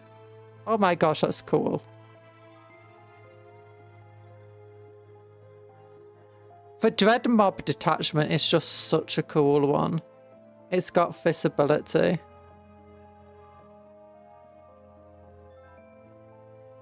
You know what? I'm gonna just show you guys. Go over here. Any new news? Nope. Okay, this is the ability we got. Try that button. Each time a mech, orc, walker, or Grot's vehicle unit from your army is selected to shoot or fight, roll 1d6. Until the end of the phase, weapons equipped by models of that unit have the corresponding ability, as shown on this table up here. Alternatively, when such a unit is selected to shoot, you can select one of the abilities instead of rolling, but if you do, you gain hazardous on your weapons, as well as that ability. If a weapon equipped by your model has hazardous ability from multiple sources, each time you take a hazardous test, you fail on a 1 or a 2. Gretchen also become battle line. What that means, on a 1 or a 2, you get sustained hits on your attacks. On a 3 or 4, you gain lethal. On a 5 or 6, each time it gets a critical wound, improve the armor penetration of that attack by 2. It's pretty cool just rolling dice all the time. And you might as well just select what you want and just make it hazardous just for the lols.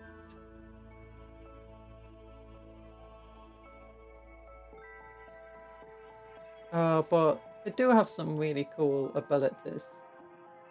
Like Lanking Claws. Each time you use this strategy, you can choose to push it. You can add strength 2 to your melee weapons. And if you choose to push it, you can add 1 damage, but you get hazardous. That's like what everything's about. Oh yeah, you can give your weapons assault on your walker. Extra gubbins. Subtract 1 damage from an attack against your vehicles. Bigger shells for bigger gits.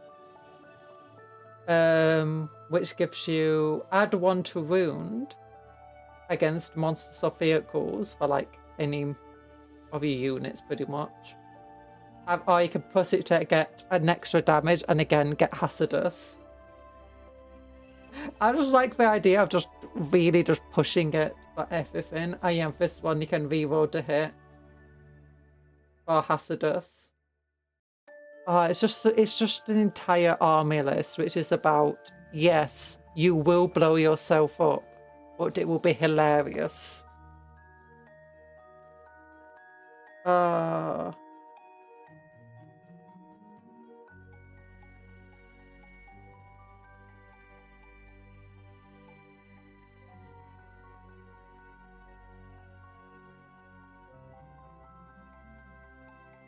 Yeah.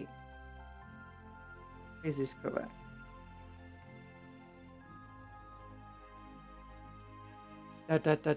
Your favourite thing about playing Imperial Guard is that I can use for grenade stratagem, and in a siege attachment you have flash nades, prank him jaunt. Oh yeah, that's actually one of the things I think people forget about. Like all guardsmen pretty much and all space marines have the grenade ability. Eldar, I think also most units have it. And people just forget that, yeah, this is a way to get up to 6, averaging 3 mortal wounds onto your opponent without having to do very much. And it's against any opponent it works against.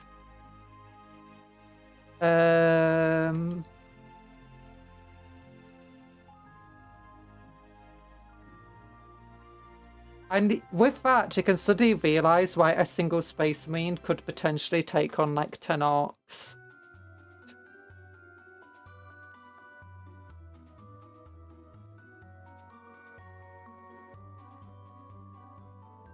Oh gosh, I forgot to get out the chest plate for this one. Ooh, this is a nice chest plate falling to pieces. Hi, Nano Fate, how you doing? You play nids and next we don't get for nades. You got lots of other ways to inflict mortals though. Between the Plasmancer and the Scarabs. And with the nids, you got Biophors. Biophors used to be absolutely insane though. Like back when I was first playing, they were so much more powerful than they are now. And they're still pretty powerful. But back then, they're just like... they'll just annihilate entire units, including the characters, just with a couple of spore mines.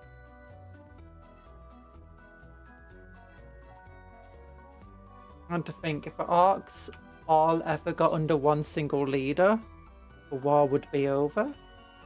Kind of. Although that law seems to be increasingly inaccurate.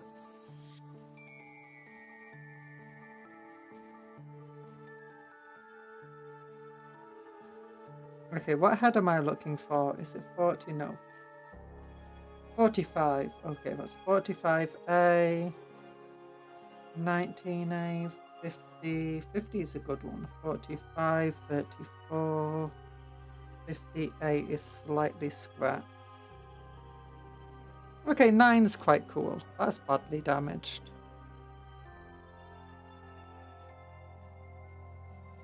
Because Gaskell Thacker has like most of the orcs now under his rule. And the orcs are bigger and stronger than ever before. But the orcs just seem to be at the moment, the orcs are basically acting as a minor threat compared to everything else. Despite Gaskell turning up, they still lost against Leviathan. Or at least that one tendril. Or Splinter Fleet, whatever it was, that went to attack for Arcs because of an Inquisitor.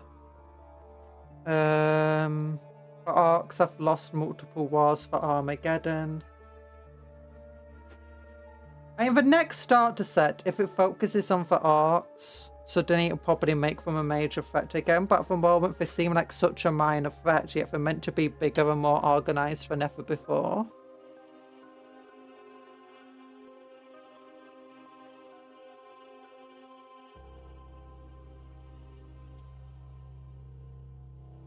D6 mortals. Nids don't have devastating wounds, and the only thing that does mortals... I thought the Gene Stealers got devastating wounds. Am I incorrect about that? The only thing that does mortals is Spore Mines, which are overcosted. Neurophobe ability never takes effect, and Assimilator's ability, in which you flee on a 2+, take D6 mortal wounds. Yeah, I guess the Nids do feel a bit. Although mortal wounds aren't that important, I guess, for Nids, because you just... Well, isn't Nids the entire thing of playing them? You play objectives, actually. Depending on who you go against, obviously. Like, if you're going up against Space Marines or, like, Black Templar, it often seems best to play objectives. So with my Black Templars, I found if you try using Nids to take them on directly, even your best melee Nids are ultimately going to get slaughtered. Unless you get really, really lucky and your opponent gets unlucky. And you can't even outshoot Black Templars, at least if they're reasonably built. So if they will outshoot you, they'll out-melee you. You can't really defeat them in any way. The only thing you've got in advantage of them is probably a higher mobility and numbers. Meaning that in the early game you can score very heavily. And with your mobility you can keep the pressure on various objectives. And the Templar and Space Marines and stuff will just struggle to keep up with that. From the Broodlord. Oh, do they only get devastating wounds on the Broodlord? It's been a while since I last checked them out. Gene Stealer Pure Strain. Cult Pure Strains can get them if led by a Patriarch or... Yeah. Oh, it's a high sunshiny rays! Have the non-Nemesis made it to the models yet? Yeah, non-Nemesis are models. I've got a non-assimilate. Wait, is it the assimilator? Or is it the emissary I have? I think it's an emissary. That has a really big brain. I love that model. I've got one. Objective game is only workable if we push hard and keep enemy in the deployment zone. Yeah. I feel like Nids are better against things like Guardsmen. Because they can't really compete in melee as much.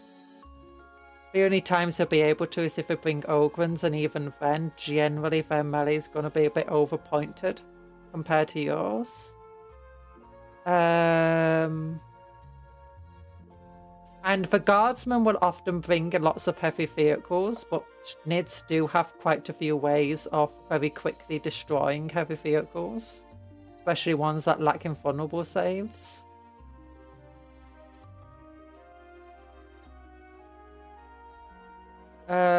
Against Eldar, you lose the mobility, but Eldar are much squishier than a lot of your other foes, so you can, through your numbers, you can overwhelm them.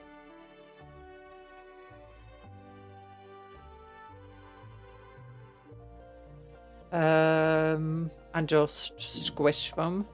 Depends what they go for though. The brain one is the emissary. Yeah, I got this emissary. I play against Thousand Suns players. He killed a full Trigon, which is a 170 points model with 5 rubrics and 1 character. Oof. That sounds like they must have rolled really well to do that, though. Depends on who the character is, mind you. Or what the character is. But it still sounds like a very good roll that they'll need. Because Trigons have a lot of runes. I feel like there's a huge disconnect between Tyranids in lore and Tyranids of a tabletop. Kind of, and at the same time, not too big. Because the thing about Tyranids is the fact that in lore, like the Space Marines, if they lose a battle or take large casualties, you know, they suffer. There's a big issue there. Tyranids can keep losing battles over and over again and keep winning Pyrrhic victories, and it doesn't matter. They can just keep going and keep pushing. And that's what Tyranids are like in lore. If you read the lots of lore, it's like the Tyranids lose battle after battle after battle, yet they still destroy the planet and win the war. Or at least win the war for the planet. It's like in Space Marine 2, we just constantly see the Nids getting beaten in every single engagement, yet ultimately it just sees us be... We still can't stop from overwhelming us. I feel like the biggest disconnect is that the Tyranids feel a bit stronger and tougher than they do in a lot of their lore, except when the lore wants to make them look cool, and suddenly you got the Tyranid Warrior Prime ripping them to pieces, ripping a Terminator in half with ease. And then you've got other lore which shows the Tyranid Warrior Prime being killed by a basic Space Marine sergeant with nothing more than a combat knife. And it's like, yeah. The lore is not consistent. Doombolt fully rerolls plus extra -2 AP on all weapons is whoop, especially when 95% of your army that doesn't have invulnerable saves. Oh, I don't know Thousand Suns well enough. I know that they get like... I've got 10 Rubric Marines, well 10 Devastators, not 10 Devastators, 10 Horus Heresy themed Legionnaires with disintegrator guns that I use as rubrics. But I don't know how...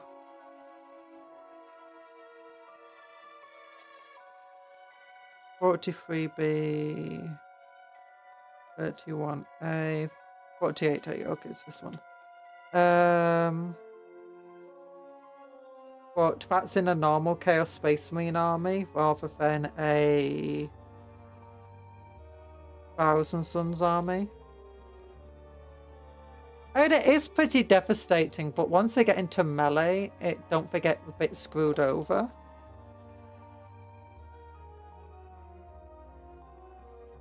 But yeah, it's... When I was trying to test my Tyranids versus my Templar, I tried throwing a Screamer Killer at a squad of 5 Stern Guard, and the Screamer Killer got killed. I managed to get down like 1 of the enemy Space Marines, or 2 of them maybe, but that's about it. The Scream Killer went after this, meant to be very shooty, and then I realised actually Stern Guard are surprisingly good in melee as well. Like, yeah, this very one-sided battle right there. Swarmlord and Avatar of Cain have one thing in common, being abused. Yes.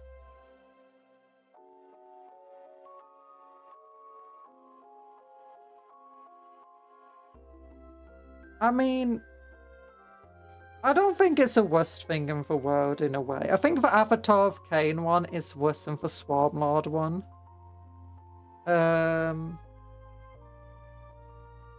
for one simple reason. And that is for Avatar of Cain is meant to be a much... I don't know, it's just meant to be much bigger, much tougher, just... It's like a literal god of war, basically. And it's just so it's always been really powerful on tabletop too. To a point where, yeah, your characters aren't going to be able to beat this in combat. Swarmlord, on the other hand, has been a punching bag on the tabletop before. And even now, it's still not at like the same level as like the Avatar of Canis. It's still in a level of, if I throw my character at this, I could still probably kill the Swarmlord. Especially while he's leading especially while my character's leading a squad. I mean, okay, as a Black Templar, I could probably take out the Avatar of Cain with our current rules. Just a marshal in charge of a sword weapon squad is absolutely insane right now.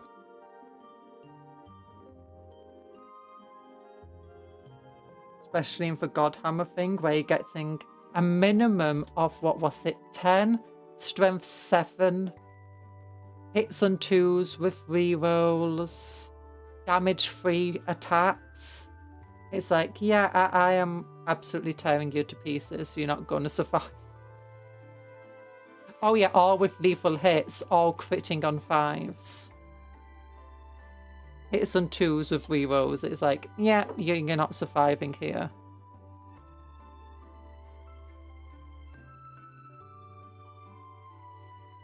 I've learned when it comes to playing an Age, you need to overcommit against something if you want to survive / win. 200 points of space means, yes, then 750 points of Nid monsters to take them out. Yeah. I feel like Nids can be very good, but a lot of their units are not optimal. And it's like you compare this to a lot of armies. And it's like, even if you're not playing a meta, it's very easy to build a list that's not too far away. Like, it only needs a few adjustments to become a sort of, you know, a relatively optimal army. Tyranids, on the other hand, I find, because we've got so many units, but so many of them are just kind of meh, that they don't really have that same capability.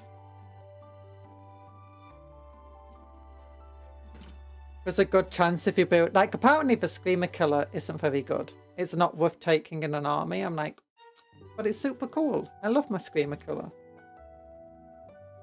Neuro Tyrant, apparently not that great to take in an army. Neuro Gaunt, apparently really good because it's super cheap and you can just throw them into an army.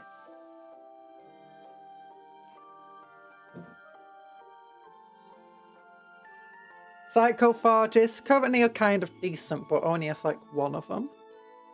I was like, howdy Nathan, I can't remember if I said hello or whatever. Swarmlord is meant to be the pinnacle being of the swarm, second only to the hive mind. He is a being that has combined minds of thousands of years of previous Swarmlords. Same goes for hive tyrants. That's what it's meant to be, or at least in theory is meant to be. But I think its purpose, one of the reasons it's like, and hive tyrants in general, one of the reasons they're so often bested is because as much as they are meant to be for pinnacle, they just fail at being that pinnacle. Because Games Workshop loves to do that. They say something and then immediately contradict it. Like, oh, what is it called? What's one of the things they contradict? Like, there's barely any high elves left. The dying race kills of 10,000 of them in a single fight. Still plenty of high elves left. We don't know how to build more of this thing. Oh, by the way, we are actually building more of it. It's just a rumour that we don't know how to.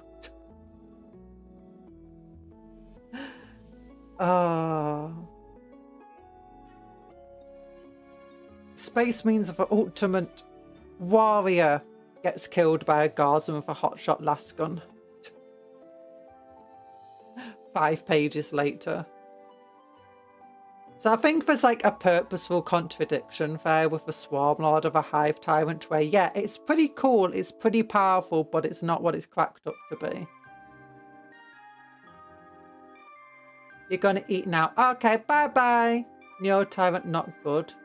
Whoever said that is stupid. The Neo Tyrant together with 6 votes is our Death Star. Is it? Oh my gosh, that sounds super cool. But bye-bye, Paint Games. Thanks for popping in. Imperium propaganda. Yeah, I mean, most of the law is literally Imperium propaganda, to be honest. So, yeah.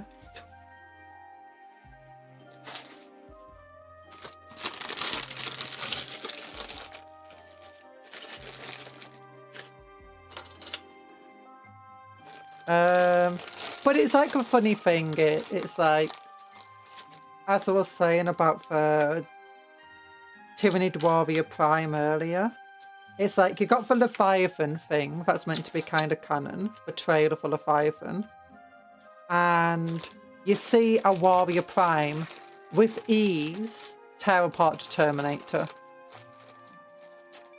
Now, in most games, it's not going to do that. It could probably take out a couple of Terminators if it's like inside a squad of warriors. But it's going to have a hard time doing it. But then another piece of lore, you find a Tyranid Warrior Prime getting taken out by a sergeant with a combat knife. And it's like, okay, yeah, that's stupid. That sounds silly too. Like, on the tabletop, yeah, maybe a sergeant could do it if he gets some lucky rolls. And the Tyranid Warrior Prime gets some unlucky rolls. But the Warrior Prime is probably going to kill that Marine and then half of the rest of his squad before finally being taken out.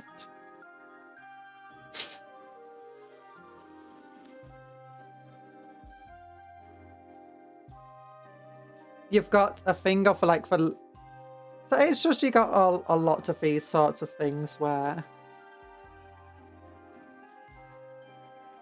The lore just constantly contradicts itself. I also like to imagine that the Swarm Lord, all these times we keep seeing the Swarm Lord appear only to be instantly clowned on by somebody. The Swarm Lord didn't actually appear there. They just think it did. They're like, oh my gosh, this Hive Tyrant's so scary and powerful. It must be the Swarm Lord. No, it's not. It's just a random lord. Okay, I got 3 Gauze Flayers there. Not Gauze Flayers, Gauze Blasters. Just a random Hive Tyrant. Now, Warrior Prime that killed a Terminator is probably propaganda. Make the Space Marines more cautious in fighting them. If the captain wanted to show they bleed moment, maybe.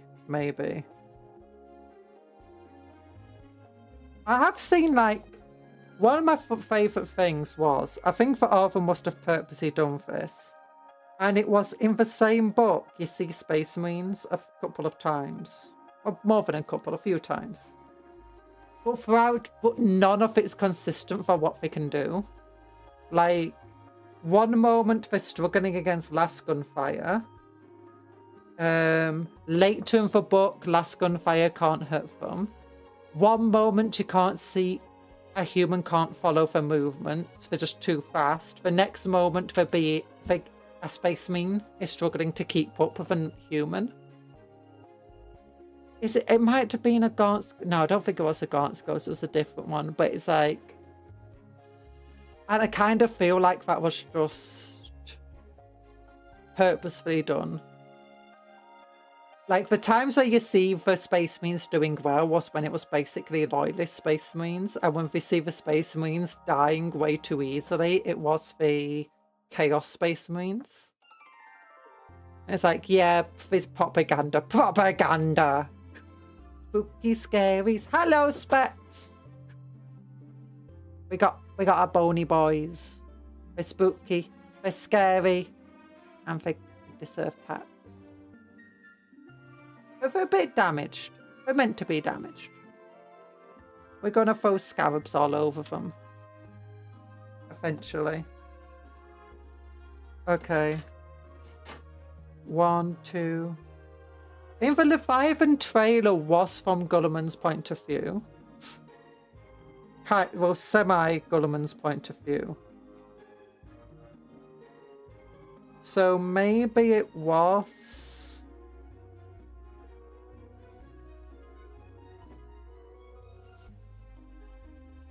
a wee bleed moment. I think it's hardest to be a Tyranid player and want cool moments of a Tyranid. Because the Tyranids are just such a the bad guy faction. You can't really get much from their point of view because it's just, they're meant to be inhuman. The more you get from their point of view, the less Tyranid they become. Gene Stealer cults are the main exception. I think you've seen Lictor points of views before. Also, I dropped a piece on the floor when it went somewhere. Okay, random bit of plastic. It bounced. I heard it bounce. Random bit of plastic.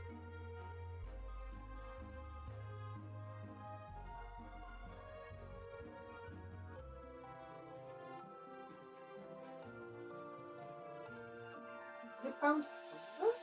No, don't feel it. Huh?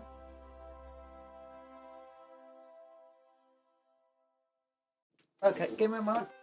Turn another light on so I can see better.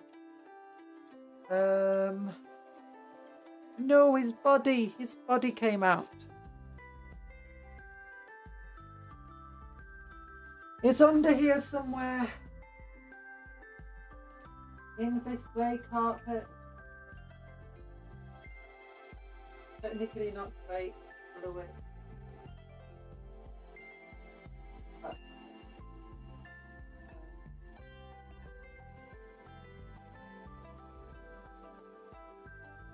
found it.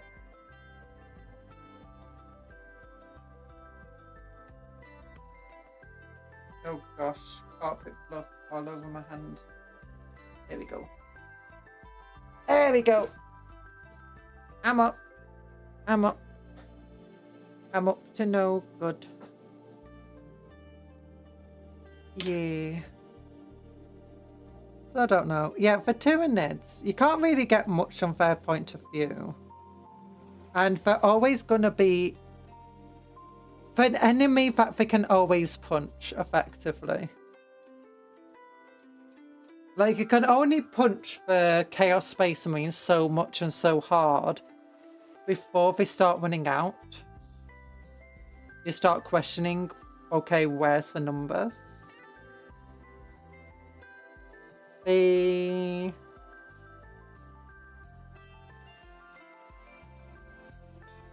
Necrons are trying to humanize a bit more. And they are actually giving the Necrons limits.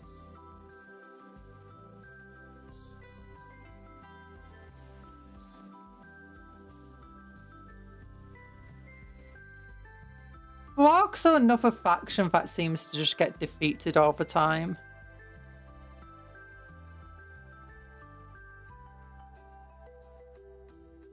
Okay, 4A. And the other option for 4 is this one, which is slightly damaged, versus 4A, which is slightly damaged in a different way.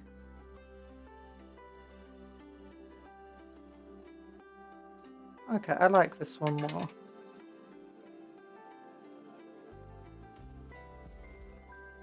There we go.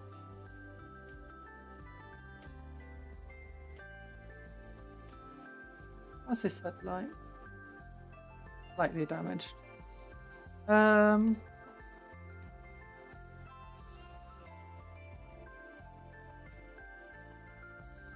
I'm trying to think about, like, do for orcs have something similar? Like, you got for Avatar of Cain, you got orc war bosses.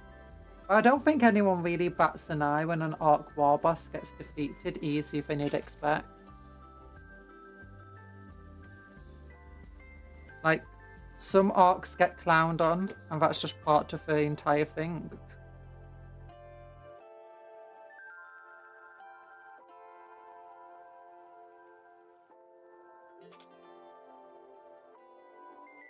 Space Marines.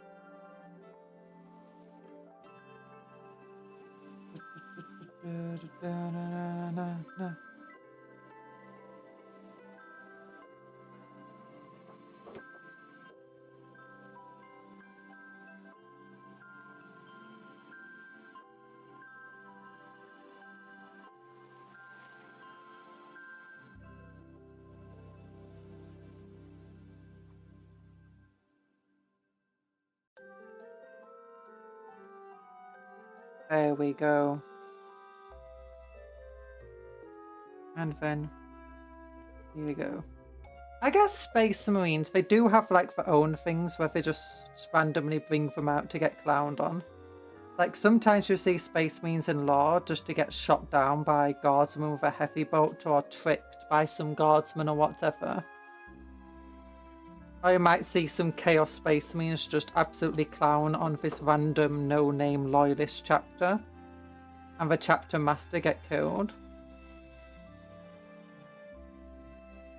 Which can tell you, yeah, these Chaos Space Marines are nothing to be trifled with. But at the same time, it just sometimes makes those loyalist chapters look bad. Okay, don't actually like that. No, no, no. Oh no. It's stuck now.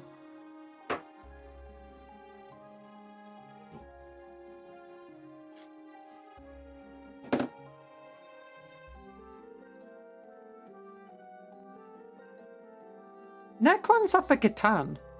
I wonder why they don't get clowned on the same way. We decided, yeah, we were talking about it earlier. We're going to go with an idea of go with Gracia Grey as the undercoat, I think. Then Drybrush, Leadbelcher, or Stormhost. I think Stormhost Silver maybe over them. Then go, I think, with Stormfiend Blue into the darker parts of a model for contrast paint. And then over that with, I think it's called Talsar or something like that blue. Then in all the parts of it's meant to be bright and glowy, we'll add some Bahafar matte blue and then a bit of Corvex white. Hello, Mal. Thanks, dear headbats. Come on, Cuptle, share them. I don't speak Citadel colours. So basically, do a very light silver metallic colour, dry brush over them. Gracia Grey is a lightish grey. Stormfiend Blue is a speed paint, kind of, but it's quite a dark blue. Talsar Blue is quite a bold, bright blue. And Bahamut Blue is a very light one. And that's a normal paint though. And then Corvex White is just a white. That's a normal paint. And I think over that we'll go over with a light silvery colour again, just a light dry brush. And a bit of weathering rusty sorts of colours as well, dry brushed over. And I think that'll be it.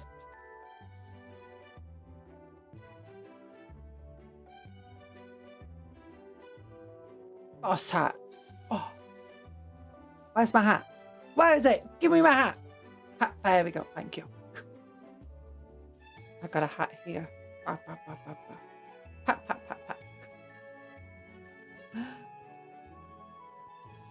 I want to go for the idea that they're kind of rusted and they got a glowy. Oh yeah, I want to go with like a glacier colour as well over them. Make them look cold and broken. Although I'm thinking about maybe just like going away from the glowing look and just going for a really rusted, broken look. and just having like a very faint glow in certain areas of them. I think that might be fun. But I'm unsure. If I'm gonna go for a more rusted look, I'll probably go for a dry brush of brown over everything. Then dry brush, a lighter dry brush. Some sort of bronzy colour. Then noon oil, basically all over a model. Then Stormhost silver, so very light silver. Very light dry brush over the entire model. Then Agrag's Earthshade a bit onto it. And then go with just trying to add a little bit of a glowy effect to certain parts of the models. Like maybe not both eyes, maybe just one eye. Maybe neither eye on the model. To make it look sort of all just smashed and broken, then add a lot of dirt and weathering and maybe do some dry brushing black in certain areas. Do you remember the 21st of December? Do you remember the 21st day of September?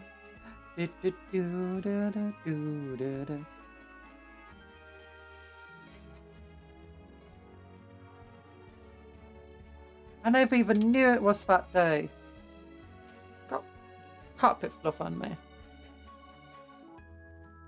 I'm going under my computer. Okay, 10.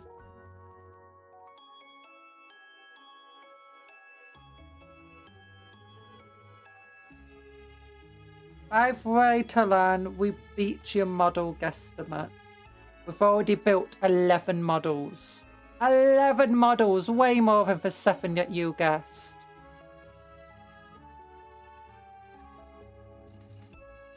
And don't forget to like the stream. Every like out, the spool got caught in my hair. Every like on the stream is another Necron. We'll punch everyone in the face. Okay, we got 9 there. Then we have yeah, why don't the Catan get punched up more though? Like you'd think they could, the Catan shorts of the, I don't know how it's meant to be pronounced.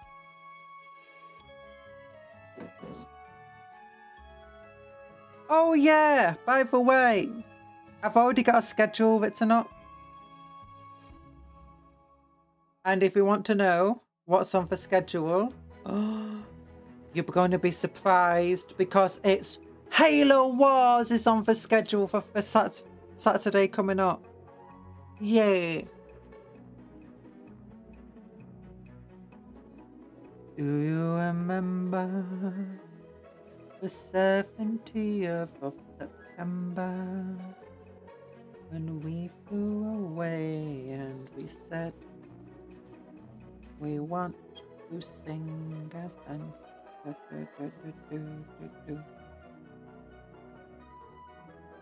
Okay, 9. But 10. Piece number 10. Are you here? I don't think it actually is it? No, piece number 10 isn't. It was on this spool, wasn't it? 49, 29, 39. 244, 1, 2, 3, 4, 5, 45. Maybe it is on this spool. 25, 15. Oh, did I already get it? Oh, I already cut it off, that's why. No wonder I couldn't find it.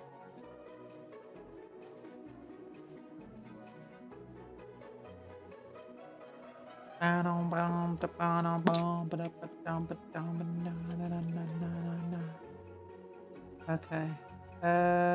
What else is there?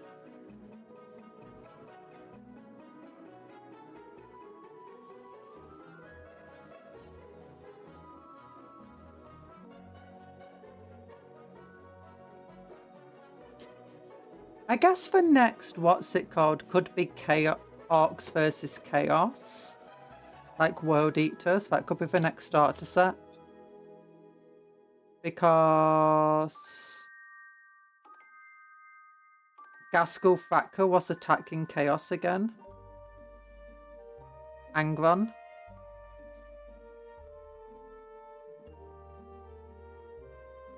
Although I think like Catachan would be really good to come back as like push fit models in a starter set. And Orcs would be such a good enemy for them. Tyranids would also be a good enemy. But we just had a Tyranid starter set. And Leviathan had a lot of homages to the Battle of Macragge. I say a lot. I had a little bit of an homage to it.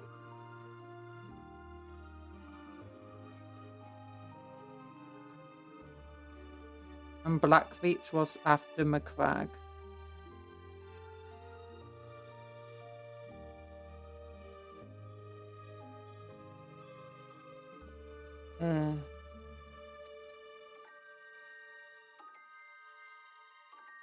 There we go.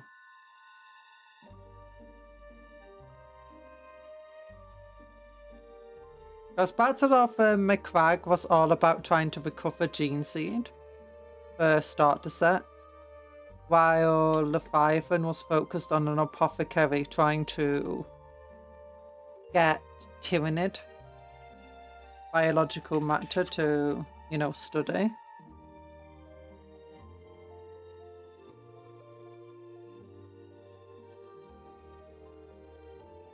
Okay, yeah, that sucks as well. That's better.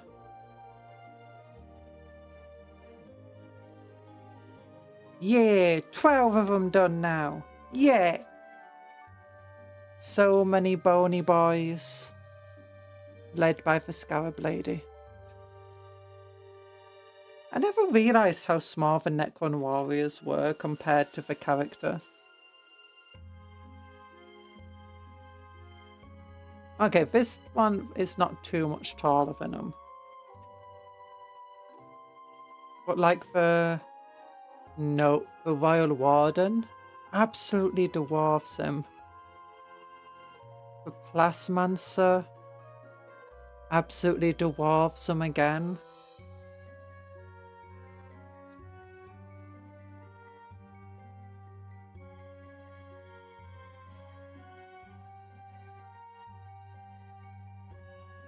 What about next to a normal destroyer? Yeah.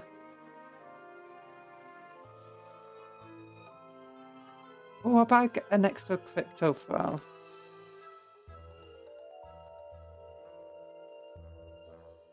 Yeah, these warriors are a lot smaller than I expected.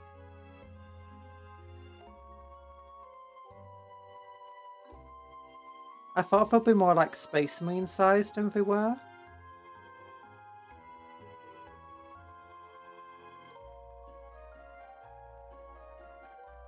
Damn it, why am I cutting that out? 26. Okay, now I need to find piece number 27, which is here.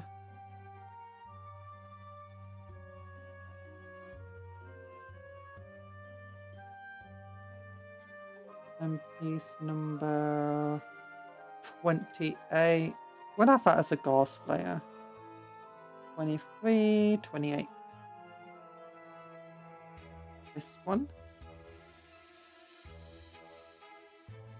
And the chest is 29. Which doesn't look like it's here. Something of a spear. Ow. Go to sleep. Go to sleep, Via, as well. Both of you go to sleep. It's so late for you.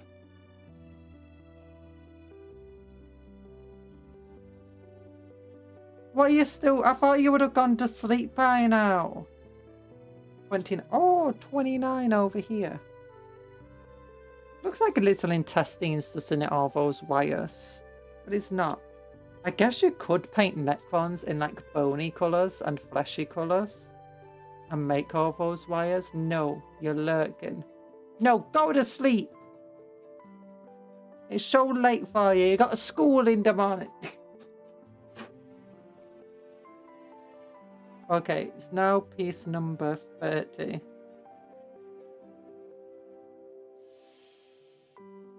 Don't forget to like the stream, guys. Yeah, lick the stream. Every lick on this stream is another prayer for Briar going to sleep. It's another prayer to the Omnisire. Okay, I'm looking for head number 30 on this sprue. We got one of them there, but there's a second head. Oh, there. Oh, yeah. Big old damaged head. That's nice. Every like on this stream is a punch in the face to... what do we hate? Space Marines, yeah! Another punch in the face to a Space Marine named character who gets away with doing things even though he doesn't wear a helmet.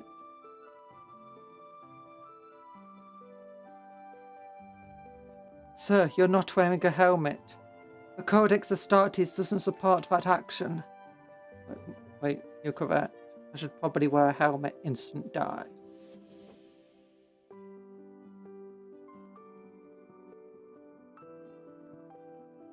Oh no.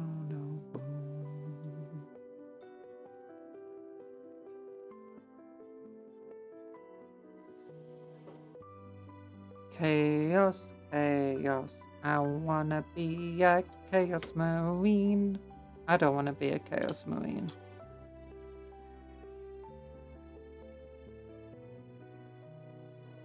Chaos Marines don't sound very fun to be.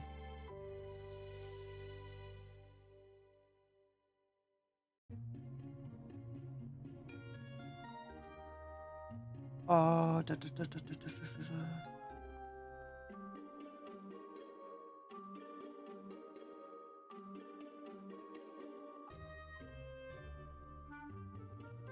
Oh, look at him in his smashed up face.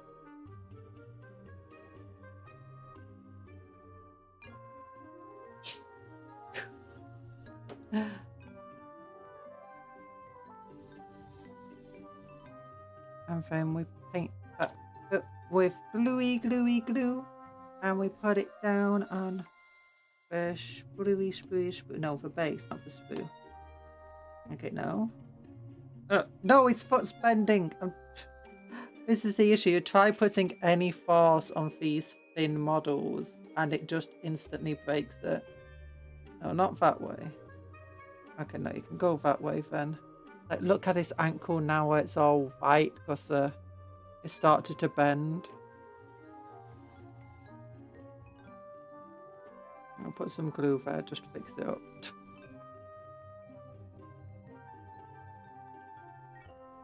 There we go. That gets one gauze flare.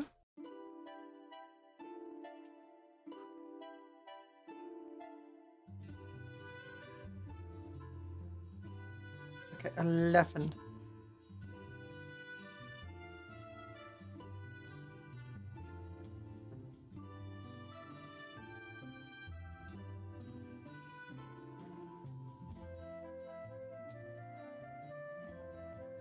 Okay, we got 67,000 sprinkles. Oh my goodness.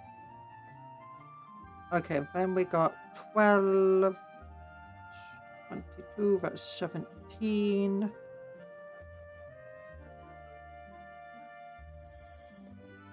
Okay, I think it's for armor over here that we want. 42, 32, 12, there we go, that's the armor one.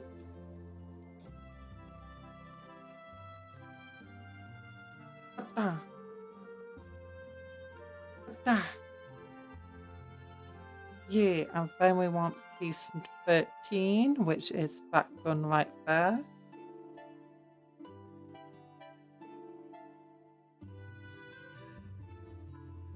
Okay, still need to remember I need...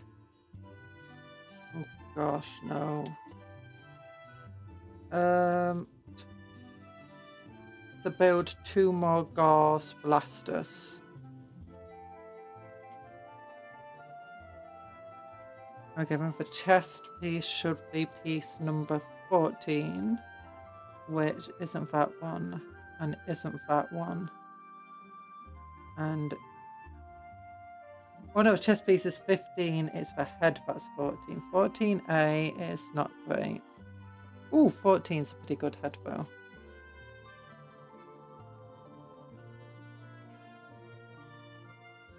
And then 15.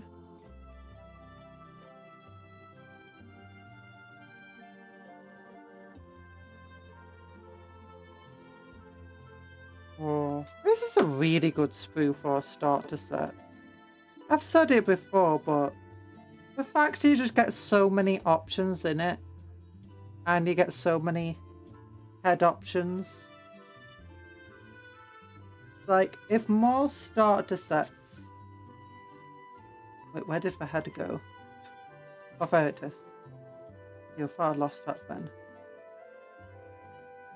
More starter sets had options and stuff like that for the characters. I wouldn't mind them becoming push fit models in separate kits.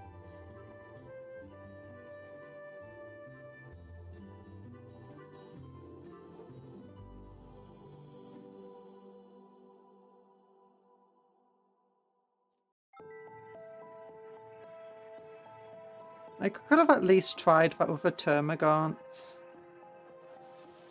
in the new.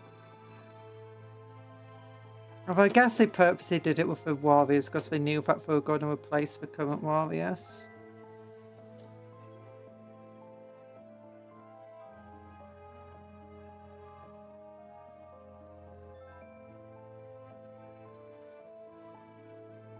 There we go.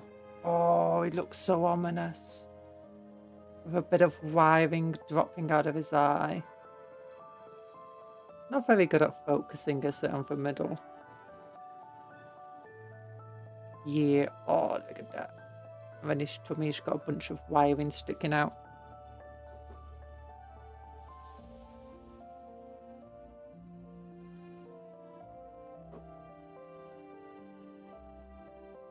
There's a button on top of the camera I have to press to get it to autofocus. Like when it's not focusing automatically, I just press the button and it goes dunk. Tries refocusing.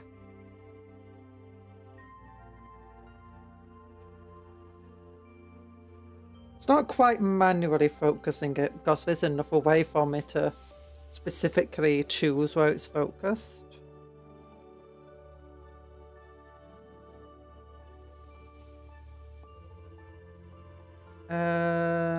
Okay, piece 16 is next with her body. Da, da, da. Then we want 17, which is the hand here.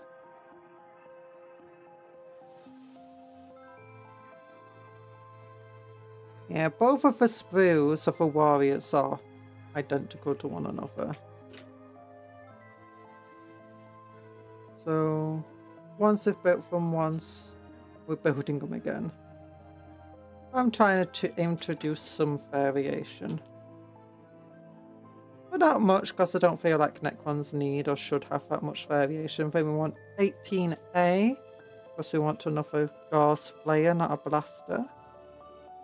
So once we get into the second sprue where I'm going to be mostly focusing on the layers.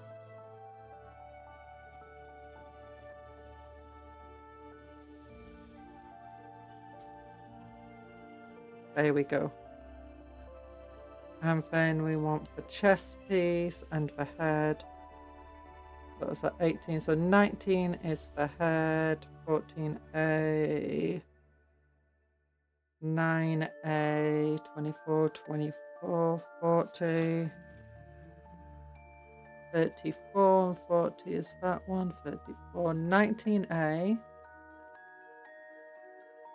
kind of boring, 4, 45, 50, 45A, 33B, 34, 30,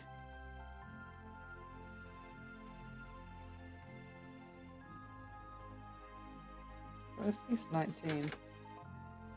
Wait, no, it's 24. That's 9.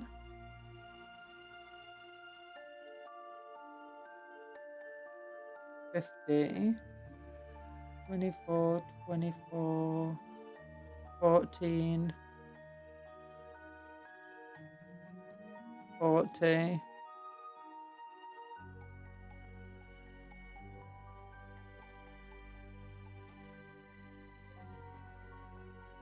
Ooh, that's piece 19. Okay, that was a really cool one. Look at that ahead. Look, it's like all the wires hanging out of its mouth because it's lost its bottom jaw. Oh! Wait, why do Necrons even have jaws? That's a big question. Why are most of them modelled with jaws? They're incapable of eating. They don't speak normally. They speak through, like, speakers. Oh, look. Oh, the intestines splitting out there. Why do they even have jaws?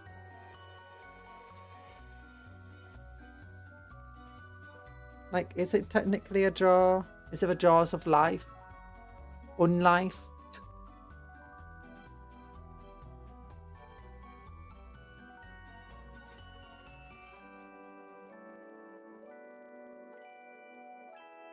I still find it funny that the jaws of life are the name for this giant thing designed to cut through steel and machinery and bone and pretty much anything. But it's used by firefighters to cut open, like, mostly cars have, like, upturned or been really badly damaged. But also other things. Like if a building's collapsed during a fire and then you got a bunch of, like, structural ruin around a person. 40k needs a weapon named Big Jim. They do.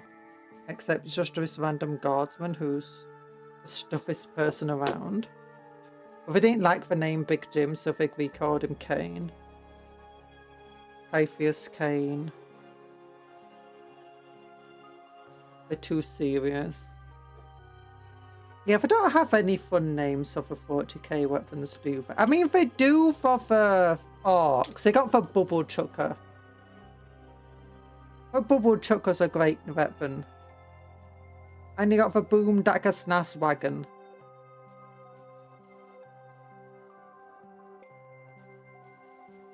If we want fun weapon names and fun unit names, the orcs are the best place to be.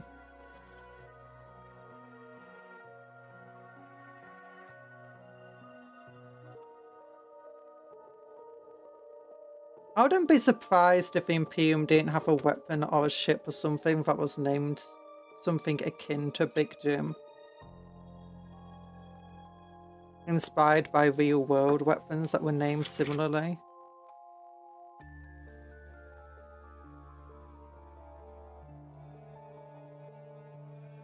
And that thing that fires angry squigs with a warp, that's hilarious. Oh no, it's not a squigs, it's snotling it fires. And that one is the... oh, what's it called?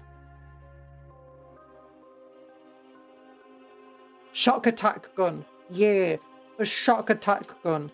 The thing's being shocked is you. And it's just going to be like, ugh! As you see these warp, tainted, absolutely insane rabid grots appear in front of you.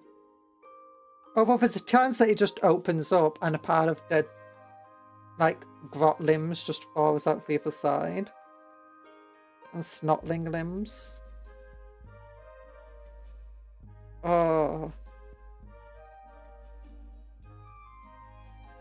It's such a silly weapon. Okay, 23. Here's the gun we want. And then you got the shock dump dragster, which is a little dragster car that's you know, use the exact same technology to jump from one place to another place.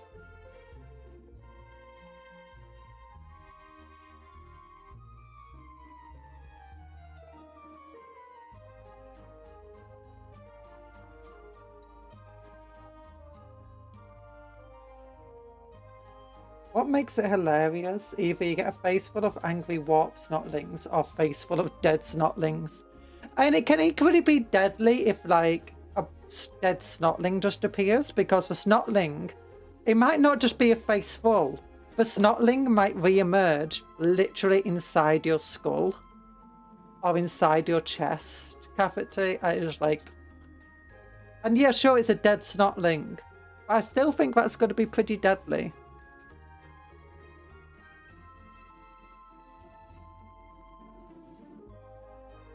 And it's like, yeah, that's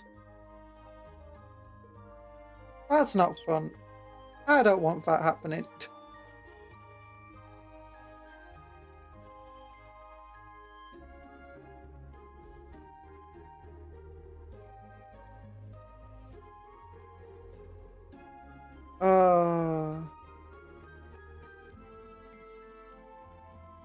They have toned down in the board game how stupid the orcs are.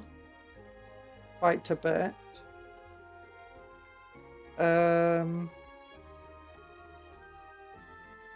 Which is kind of sad, but not super sad.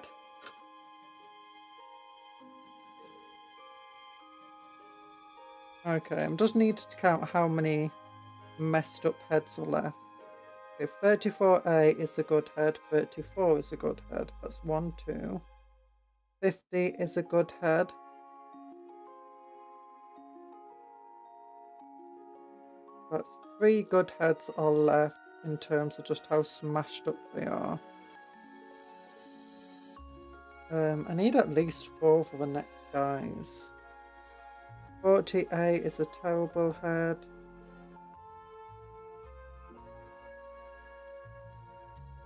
45 is a terrible head. 19 is a terrible head. 45 again is bad. 4 is bad. 30 is bad. It's just not damaged enough. Okay, let's look at the heads here. 14A, not really smashed up. 40, not really smashed up. 24 and 24. 24 and 24A are both just lightly dented heads. Okay, I'll just add 9A to this then. Yeah, orcs used to be this thing where every single weapon, not every single weapon, but a lot of the more experimental weapons, like the shock attack gun, had a chance of literally just blowing up and destroying you. And even when it did damage, or like actually went off successfully without blowing you up, there was a good chance that it would do absolutely nothing. Like you just kind of roll badly on the table for how much damage it should be able to do. But you had the potential to roll super well, where it would just absolutely annihilate everything.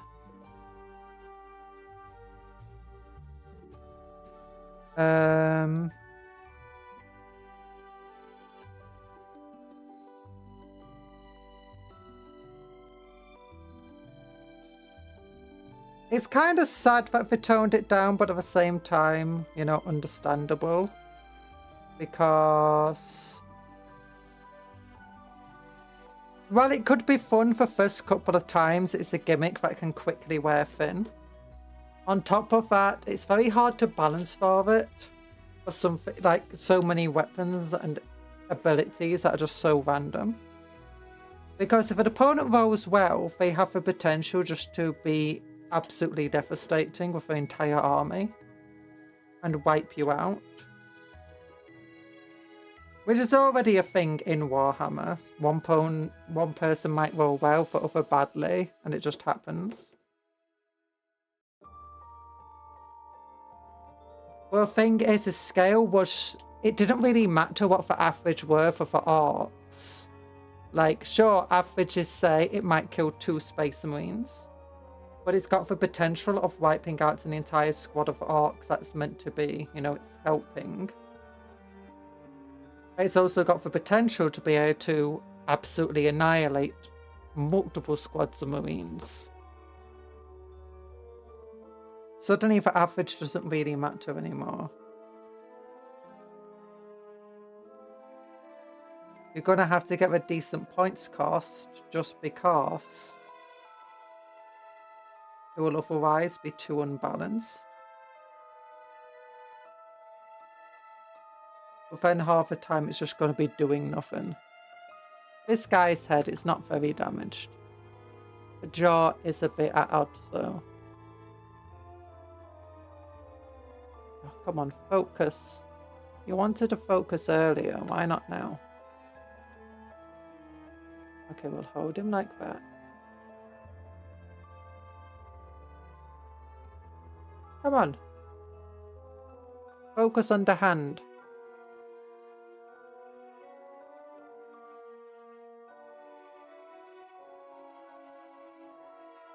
It's getting worse.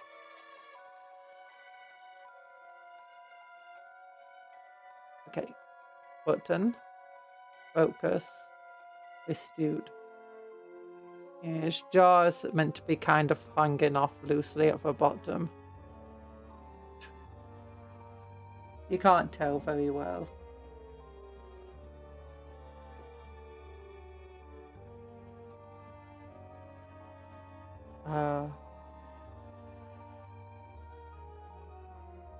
There we go. Necron! Smashed! And then 4 more Necrons. We've got 16 Necrons built. Oh my goodness. Can you believe it? Okay, 31. We'll give you for Gauss Flare. Gauss Blaster, sorry. And then we'll give the last guy a Gauss Blaster.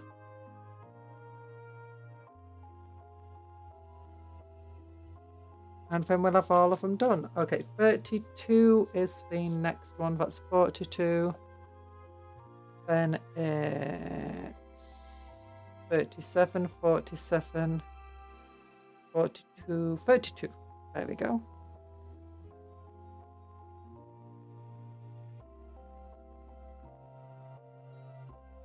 Then we want 33. That's 38. That's 33B. Yes, that's exactly what I want for Gauss Blaster. Exercise type. Never! You can't make me do exercise. Not on a Handcam stream anyway.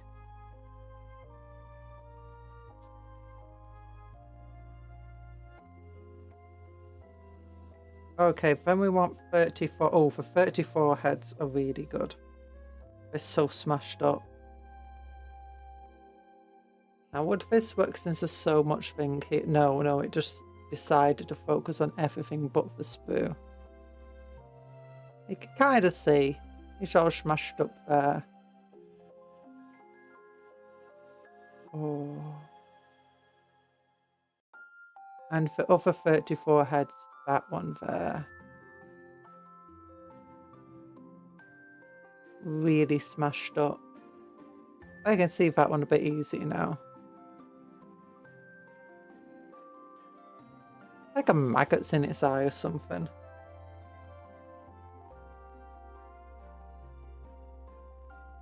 And then you've got 35 is the chest piece, which is this piece.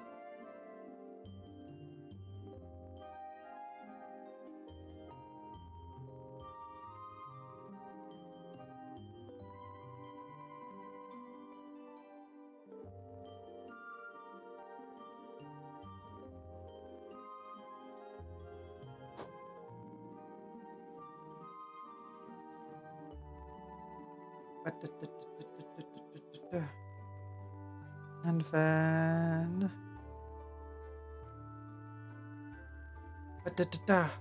yeah.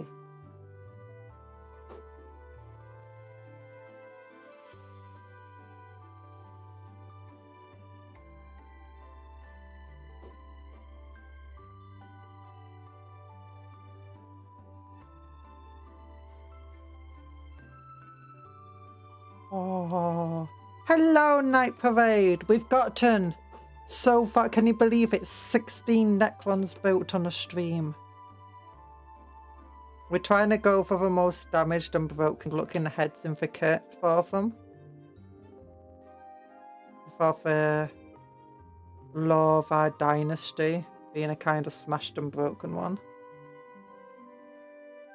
Or it'd be really funny if like no one who's still alive in the dynasty can remember what dynasty they used to belong to.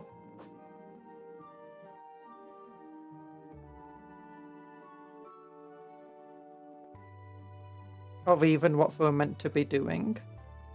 I just remember they got like this planet that they're meant to protect. Or something on the planet they're not meant to let people get to.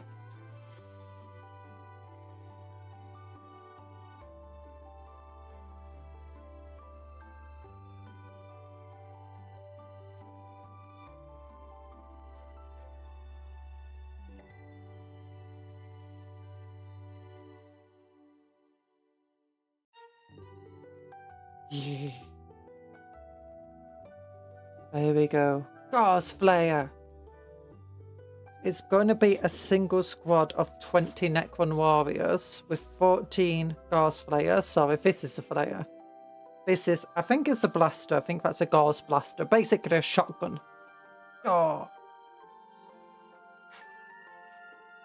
But 14 Gauss Flayers and 16 blasters. No, 6 blasters, not 16. Oh gosh. Okay, what do I want to build next? So I just did 31, so it's 36.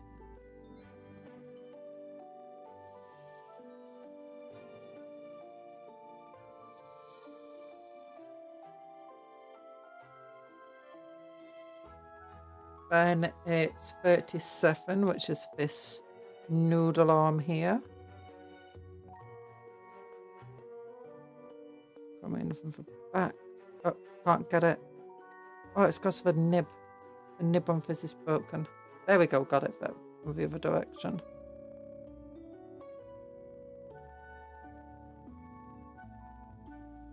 There we go.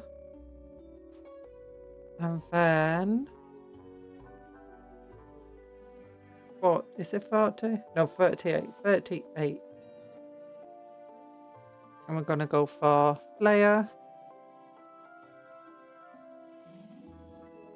How have you been, by the way, Night Parade? I hope your day's been going well. And clip there. Clip there. Clip there. It would be pretty awful if I didn't hope your day went well, though, wouldn't it?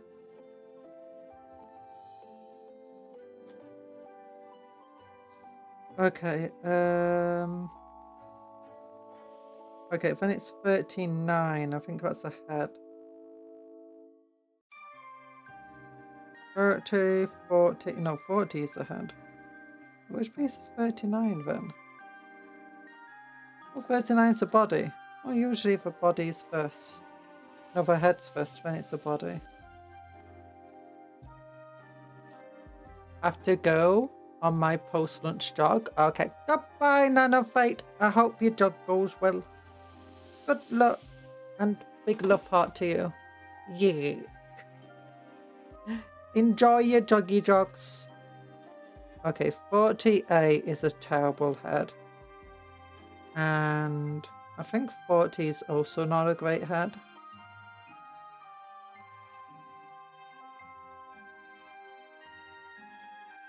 I think 40 is on this brew.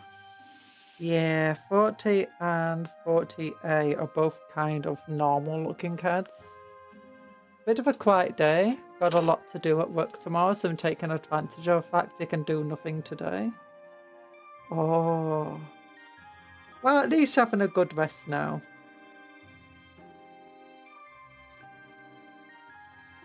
Even if tomorrow you won't be able to.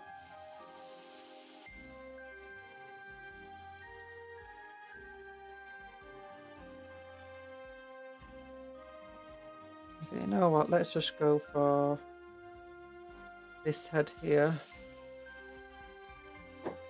And then we'll glue it together.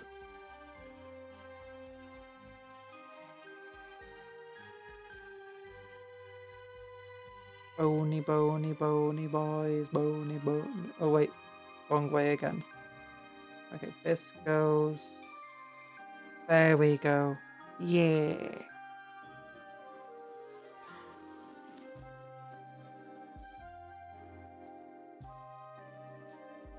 And then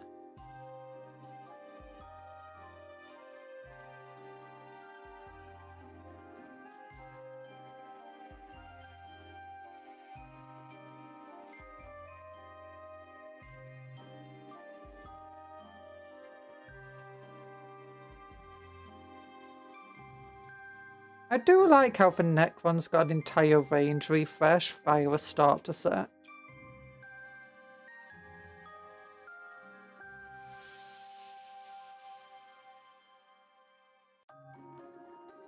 If we were to do a Catachan refresh, you'd have to release a Catachan unit, right? A unique one. If you were to do Astra Militarum or Catachan specifically versus Arts.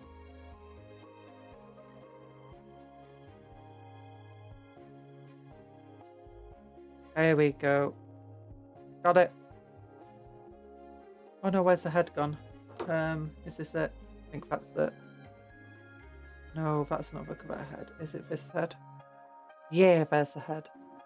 Catachan refresh would be cool, or even other regiments. It would most likely be Catachan since they're still got a plastic range of models that they're still selling. And I feel like they would be a good start set, I've said a few times. You'll be able to get, I think, 2 squads of Catachan... No, maybe 1 squad of Catachan infantry, a Catachan heavy weapon squad, and a command squad all into the same army. Like the same starter set.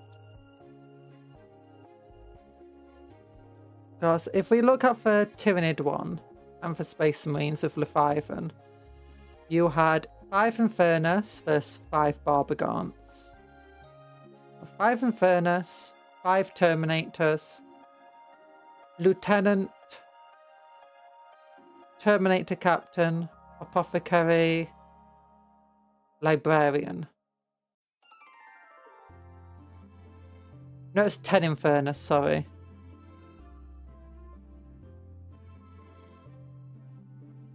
And that was everything in the set, wasn't it, for Leviathan? Oh no, and 5 Stern Guard. 10 Stern Guard. 10 Stern Guard.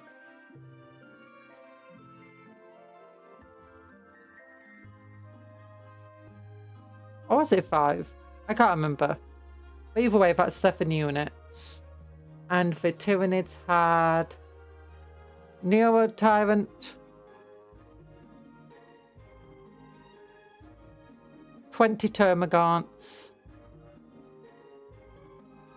5 Barbagants, 3 Death Leapers, Warrior Prime,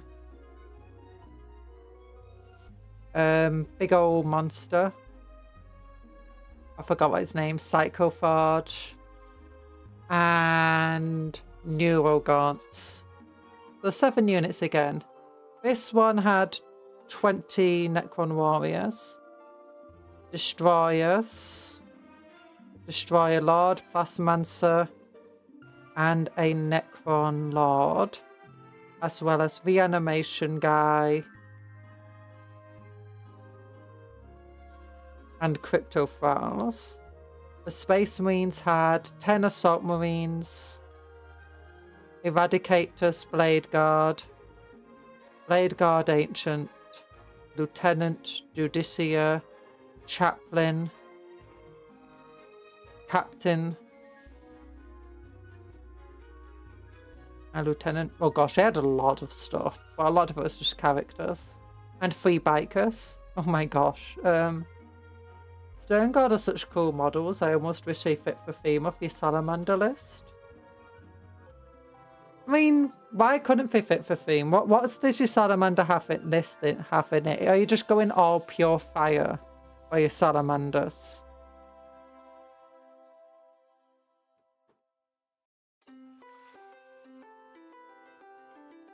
Because if so, yeah. Actually, no, they get the Pyreblaster.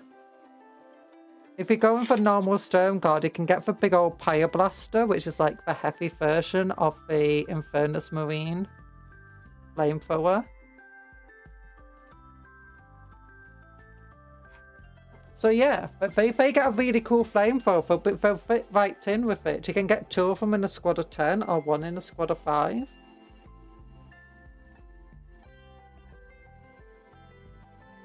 Big old flamethrower. Okay, 41 is next. So looking at that, I guess if you got another big starter set, you could get 20 Catachin in it. A Catachin Heavy Weapon Squad. Catachin Command Squad. A Catachin character. Or otherwise just another Guardsman character.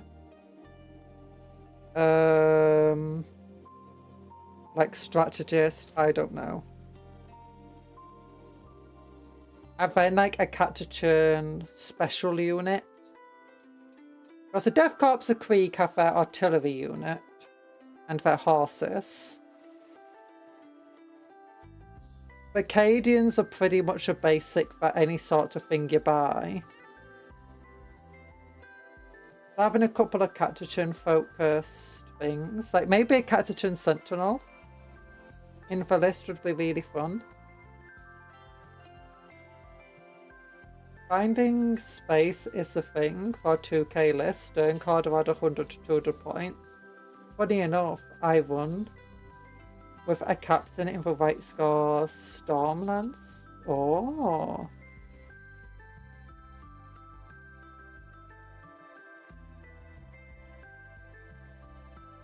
I don't know what the Stormlance is.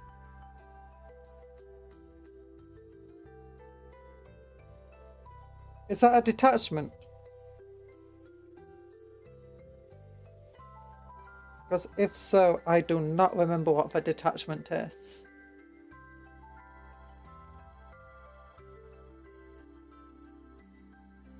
Maybe it's not a fable for Black Templar. Oh.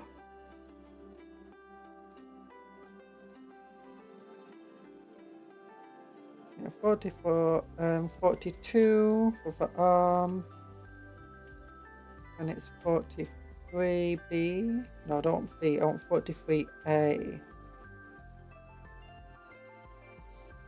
38A, 28A, 33A. 43A. Here we go.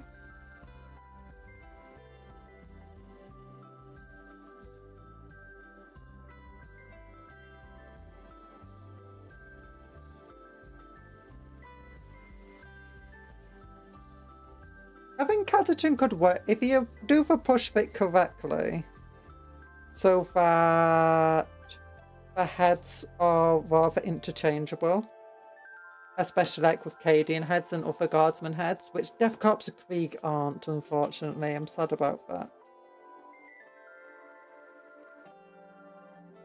Okay, I'm gonna have to choose one of these. Which is the most damaged head that's left that's not 50?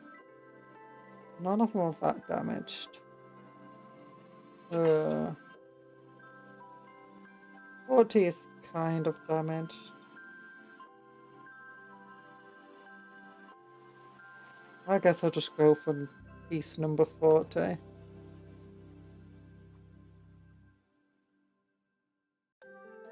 Yes, Stormlance is a detachment. It's the Advance and Charge detachment. Oh, yeah, that's a cool one. Actually, yeah, I think that I may have looked at that one a few times for my army, being Black Templars. You know, we can make good use of advancing and charging.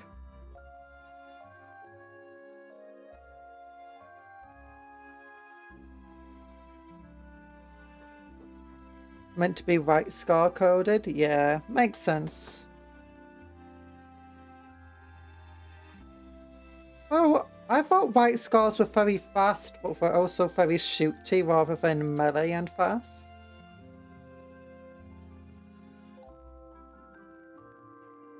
I thought Raven Guard were the ones that were, you know, very fast, but then they jump into melee. Because that's the had the Assault Marines.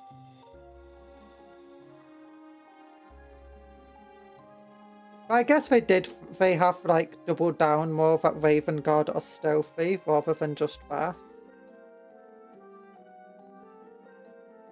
And Assault Marines are really good in the Vanguard detachment. My Vanguard detachment stealthy Black Templar does have a squad of Assault Marines in it, just after I realised that most of the enhancements you can get for the detachment kind of suck. Because all the enhancements you can do, you can get from Phobos characters anyway.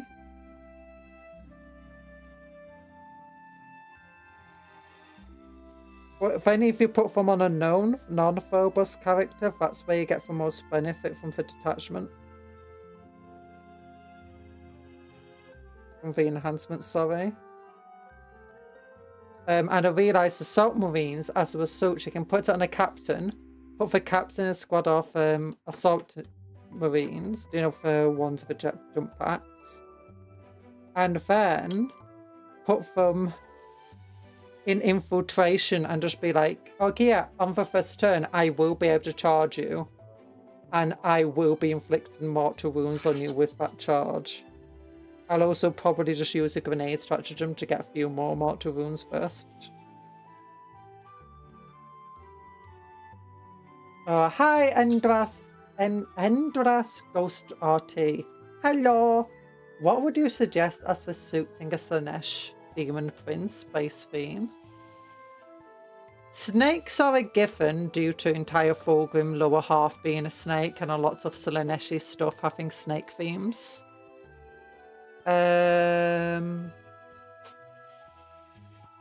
Yeah, snakes.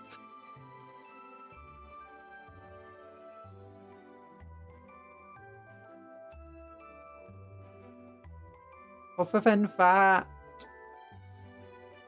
music could be a good one, like musical instruments, musical notes over everything. Depends what, like, how much freedom you've got to work with. Anything of excess, so like being surrounded by treasure, wealth, objects, being surrounded by Warhammer.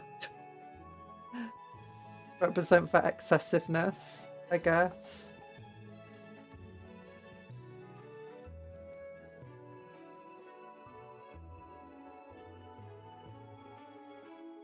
Vanguard deployment wanted to be stealthy one, but many people just use it as a big buff shooting targets in their list. Yeah, I mean, the thing is, it's like I've got a defense detachment that I keep wanting to make a Vanguard detachment, because it's like, okay, thanks, Shan. Yeah, hi. Yeah, the shooting targets are... Oh yeah, I've got a defensive detachment. The entire thing is about being all defensive. And Vanguard is just so good because it gives everybody basically stealth. And benefit of cover. And it's like, that's just perfect for a defensive thing. The main issue you're going to run into is the fact that most of your stratagems aren't going to work as well if you're not using Phobos Marines. Well, lots of them just target infantry.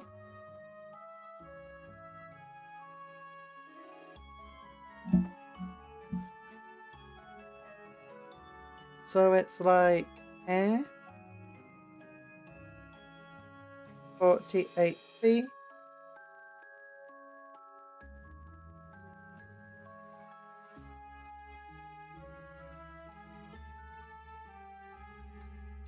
Yeah, and stuff targets. And it's like, yeah, you got things like if it targets the Phobos, it's better, but it's good enough without targeting for Phobos, or without the better side of it. Okay, I wanted this head because it's a cool head. Can you see it? There we go. That's not going to be shown very well. Okay, you know what? When it's on a model, you might be able to see it properly. Okay, there we go. 47. But and then done.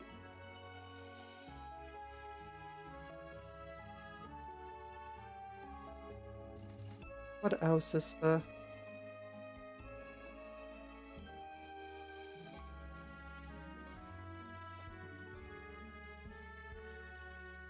There's another list that feels like it's meant to be very fast and smashy. My rapid deployment one uses it. I used to use it before this Templar got better better things.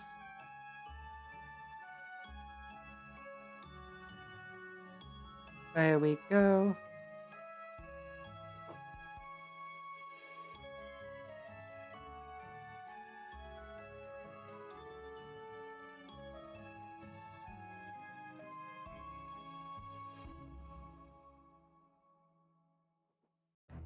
And then the chest piece.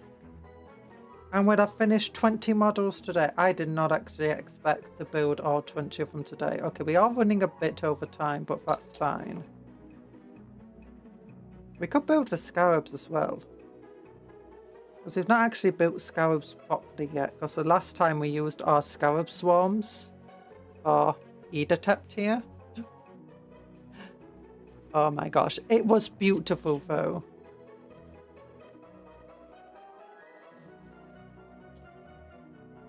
I could turn this light on, maybe that would help. And then that goes there.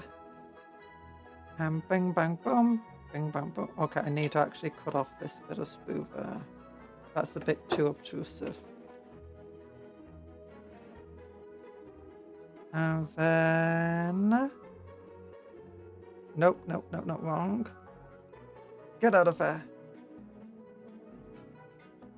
There we go. And now can we see the head? Focus! Oh, for a second you could see it. Yeah, then it wants to blur away.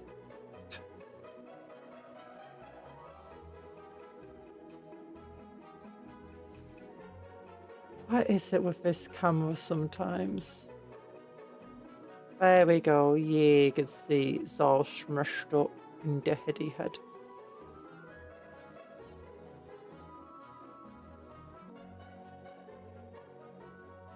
Oh, yeah. Okay. We got 20 Necron boys. We can build them. The answer to this thing is... The thumbnail is we can build 20. And for all a bit damaged and a bit smashed up.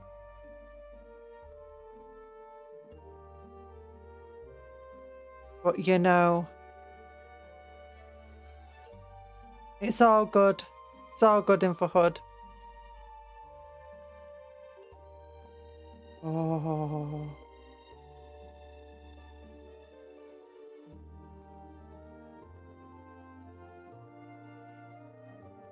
Yeah, I'm a bit surprised by how small they are. I thought they'd be a little bit bigger. Like, this is just next to a neophyte or a scout. Like, yeah.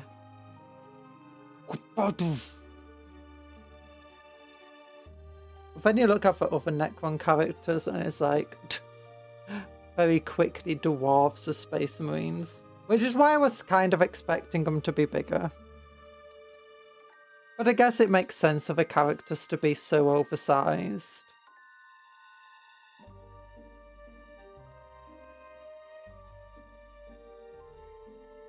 It's like, I just find, like, after building this guy, you'd think that the destroyers he leads would be, you know, kind of close to the same size. But no, they're not. I mean, they're still bigger than a Marine. But... I mean... Okay, and that warriors aren't actually finished yet. We need to get scarabs onto them. But I think that could be a job for another day. Or maybe off stream. And I think I actually will build the scarabs off stream. In part because it's already 20 past. I need to get the schedule and stuff done. But, oh, wait. Big heart. Big heart. And oh yeah, before we go anywhere, I need to go to the website one more time. I forgot. Next week. Oh my gosh, the Dark Elder Codex is already here. I wasn't expecting it to... Normally they announce something and then it's like 5 years later it comes out, not 2 weeks. Oh, that's such a good Battle Force box. 10 witches, 10 warriors for new Archon model. 5 incubi, 5 scourges, 5... Wait, no, they're for scourges. They're for other things. Oh my gosh, that's such a good Battle Force. New Archon is here. I like this combat patrol. 2 squads of racks and stuff. And then the racks are back. Oh, it contains 10 racks. I thought they used to sell them in 5. Oh, so it's 10 twisted racks. 2 Taloses and that thing. That's a pretty cool thing though.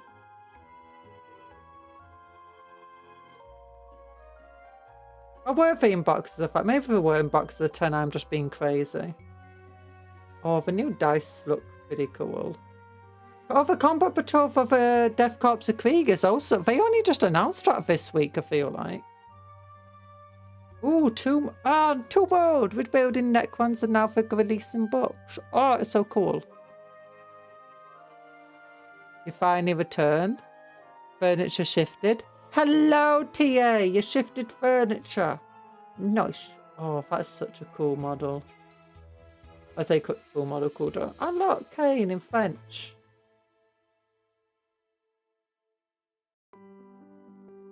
Sigmar's tall. Oh.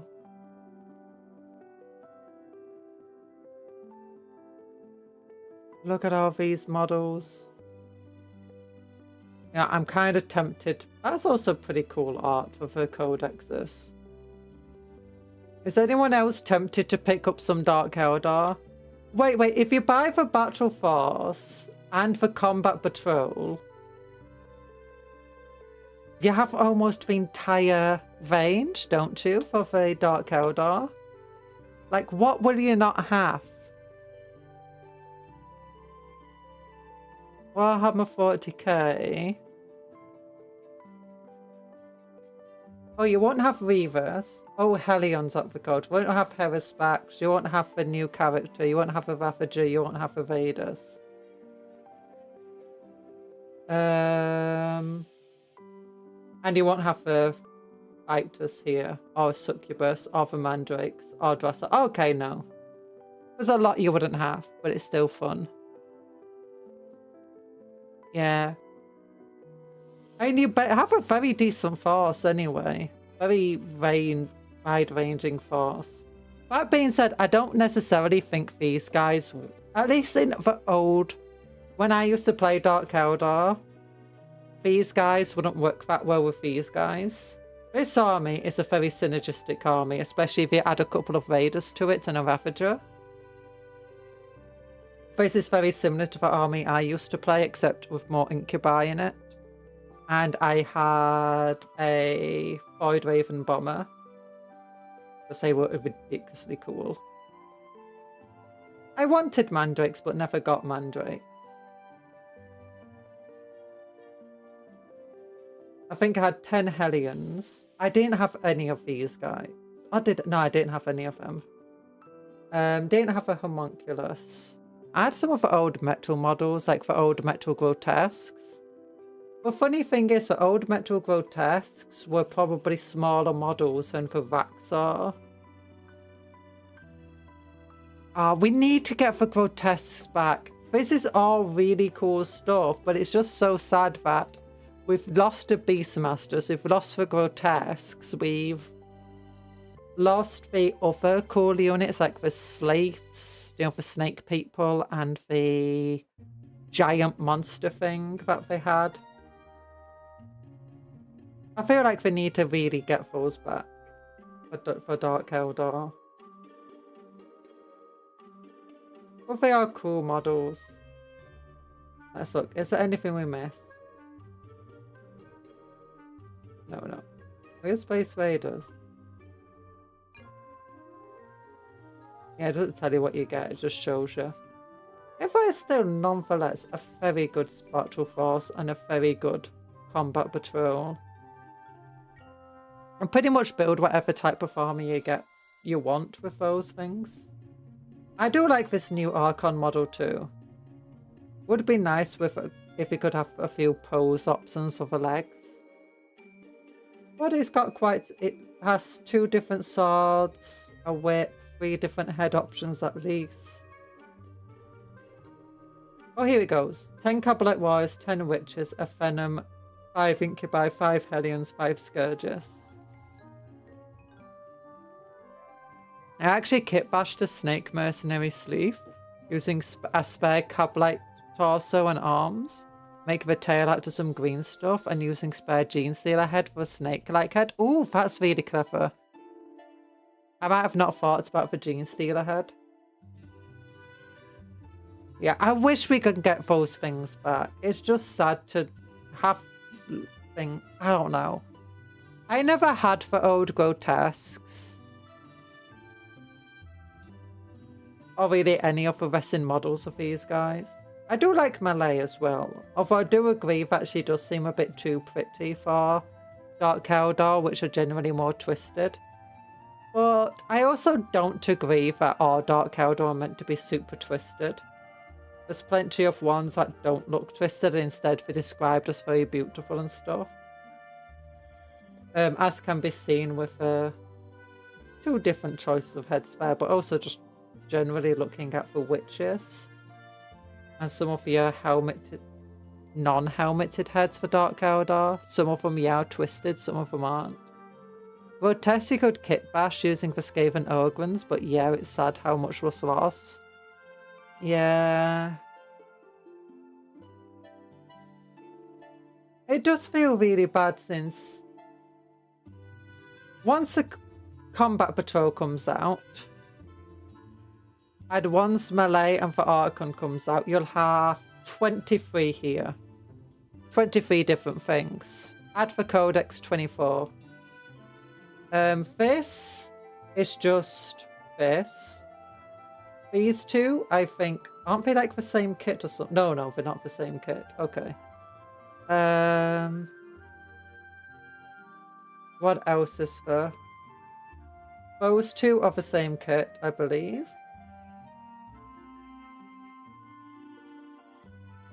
And the Ravager is just literally an upgrade spoof of a Raider.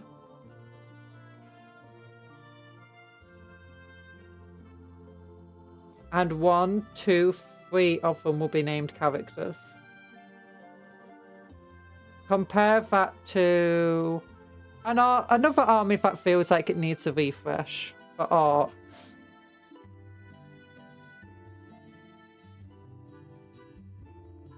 $59. They've still got their resin models. At least the big one. Okay, 2 of them are just variations of this. Burner Boys and Looter Boys. You've got 2 squads of boys because they did a refresh of the boys and it was so poorly received, they kept it. Those 2 are just variations. You got a lot of them mech guns are just 1 model. Dacker Jet and Blitzbomber are the same kit. I don't know if that's the same kit. Looks too different to be the same kit. Those 2 are the same kit. And that's the same kit as these 2. Then those 3 are the same kit. Those 2 are the same kit. But yeah, thanks for the stream, heading out. Bye, Bladewind. You got Necrons. They don't feel like they've got a massive range, but okay, never mind. They got 44. What about Tyranids have a huge range. Leagues of Photon. They're a new army. They don't have the biggest range ever. They have 23 things. Okay, they still have a data sheet cards here, so 22. Okay, the League of Photon have as many kits as the Dark Eldar do.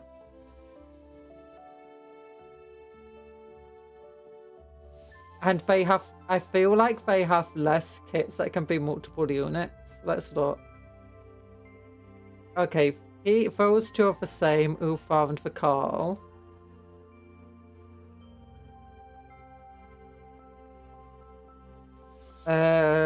Oh, that's two different models it can be. They can be built as two different units, but it's not showing them like that. Yeah, they have more kits than the Dark Eldar by quite a significant amount. Like half the Dark Eldar, well, I say half of it. There's at least 2 units of a Dark Eldar that the kits are just an up. It's the same as a different kit, just with a slight upgrade sprue on it. Oh gosh. Dark Eldar. I feel like if the next range refresh isn't Dark Eldar, then something's wrong. Grey Knights. I feel like the next kill team will be Grey Knights. The other one that's not been announced yet. And that's got to like replace the 10 normal dudes that represent most of the battle line. But anyway, thank you for coming to the stream, everyone. Big love hearts to you. And I hope you have a good rest of your day. And, you know, eat good food, sleep well, dream of cupcakes, but don't eat cupcakes as a friends, not food. And what do else do you usually say? Work hard, play harder, take care of yourself, be kind to others, and vice versa. Yeet. Big love hearts again. Bye-bye, everybody. And wee! Love you all! Oh gosh. Oh yeah, I'm gonna put up my schedule tonight. What else is on the schedule? I don't know. Rimworld, Mechanicus, Halo Wars 2. No, 1. Halo Wars 1. I will actually do Warhammer Total War on Friday.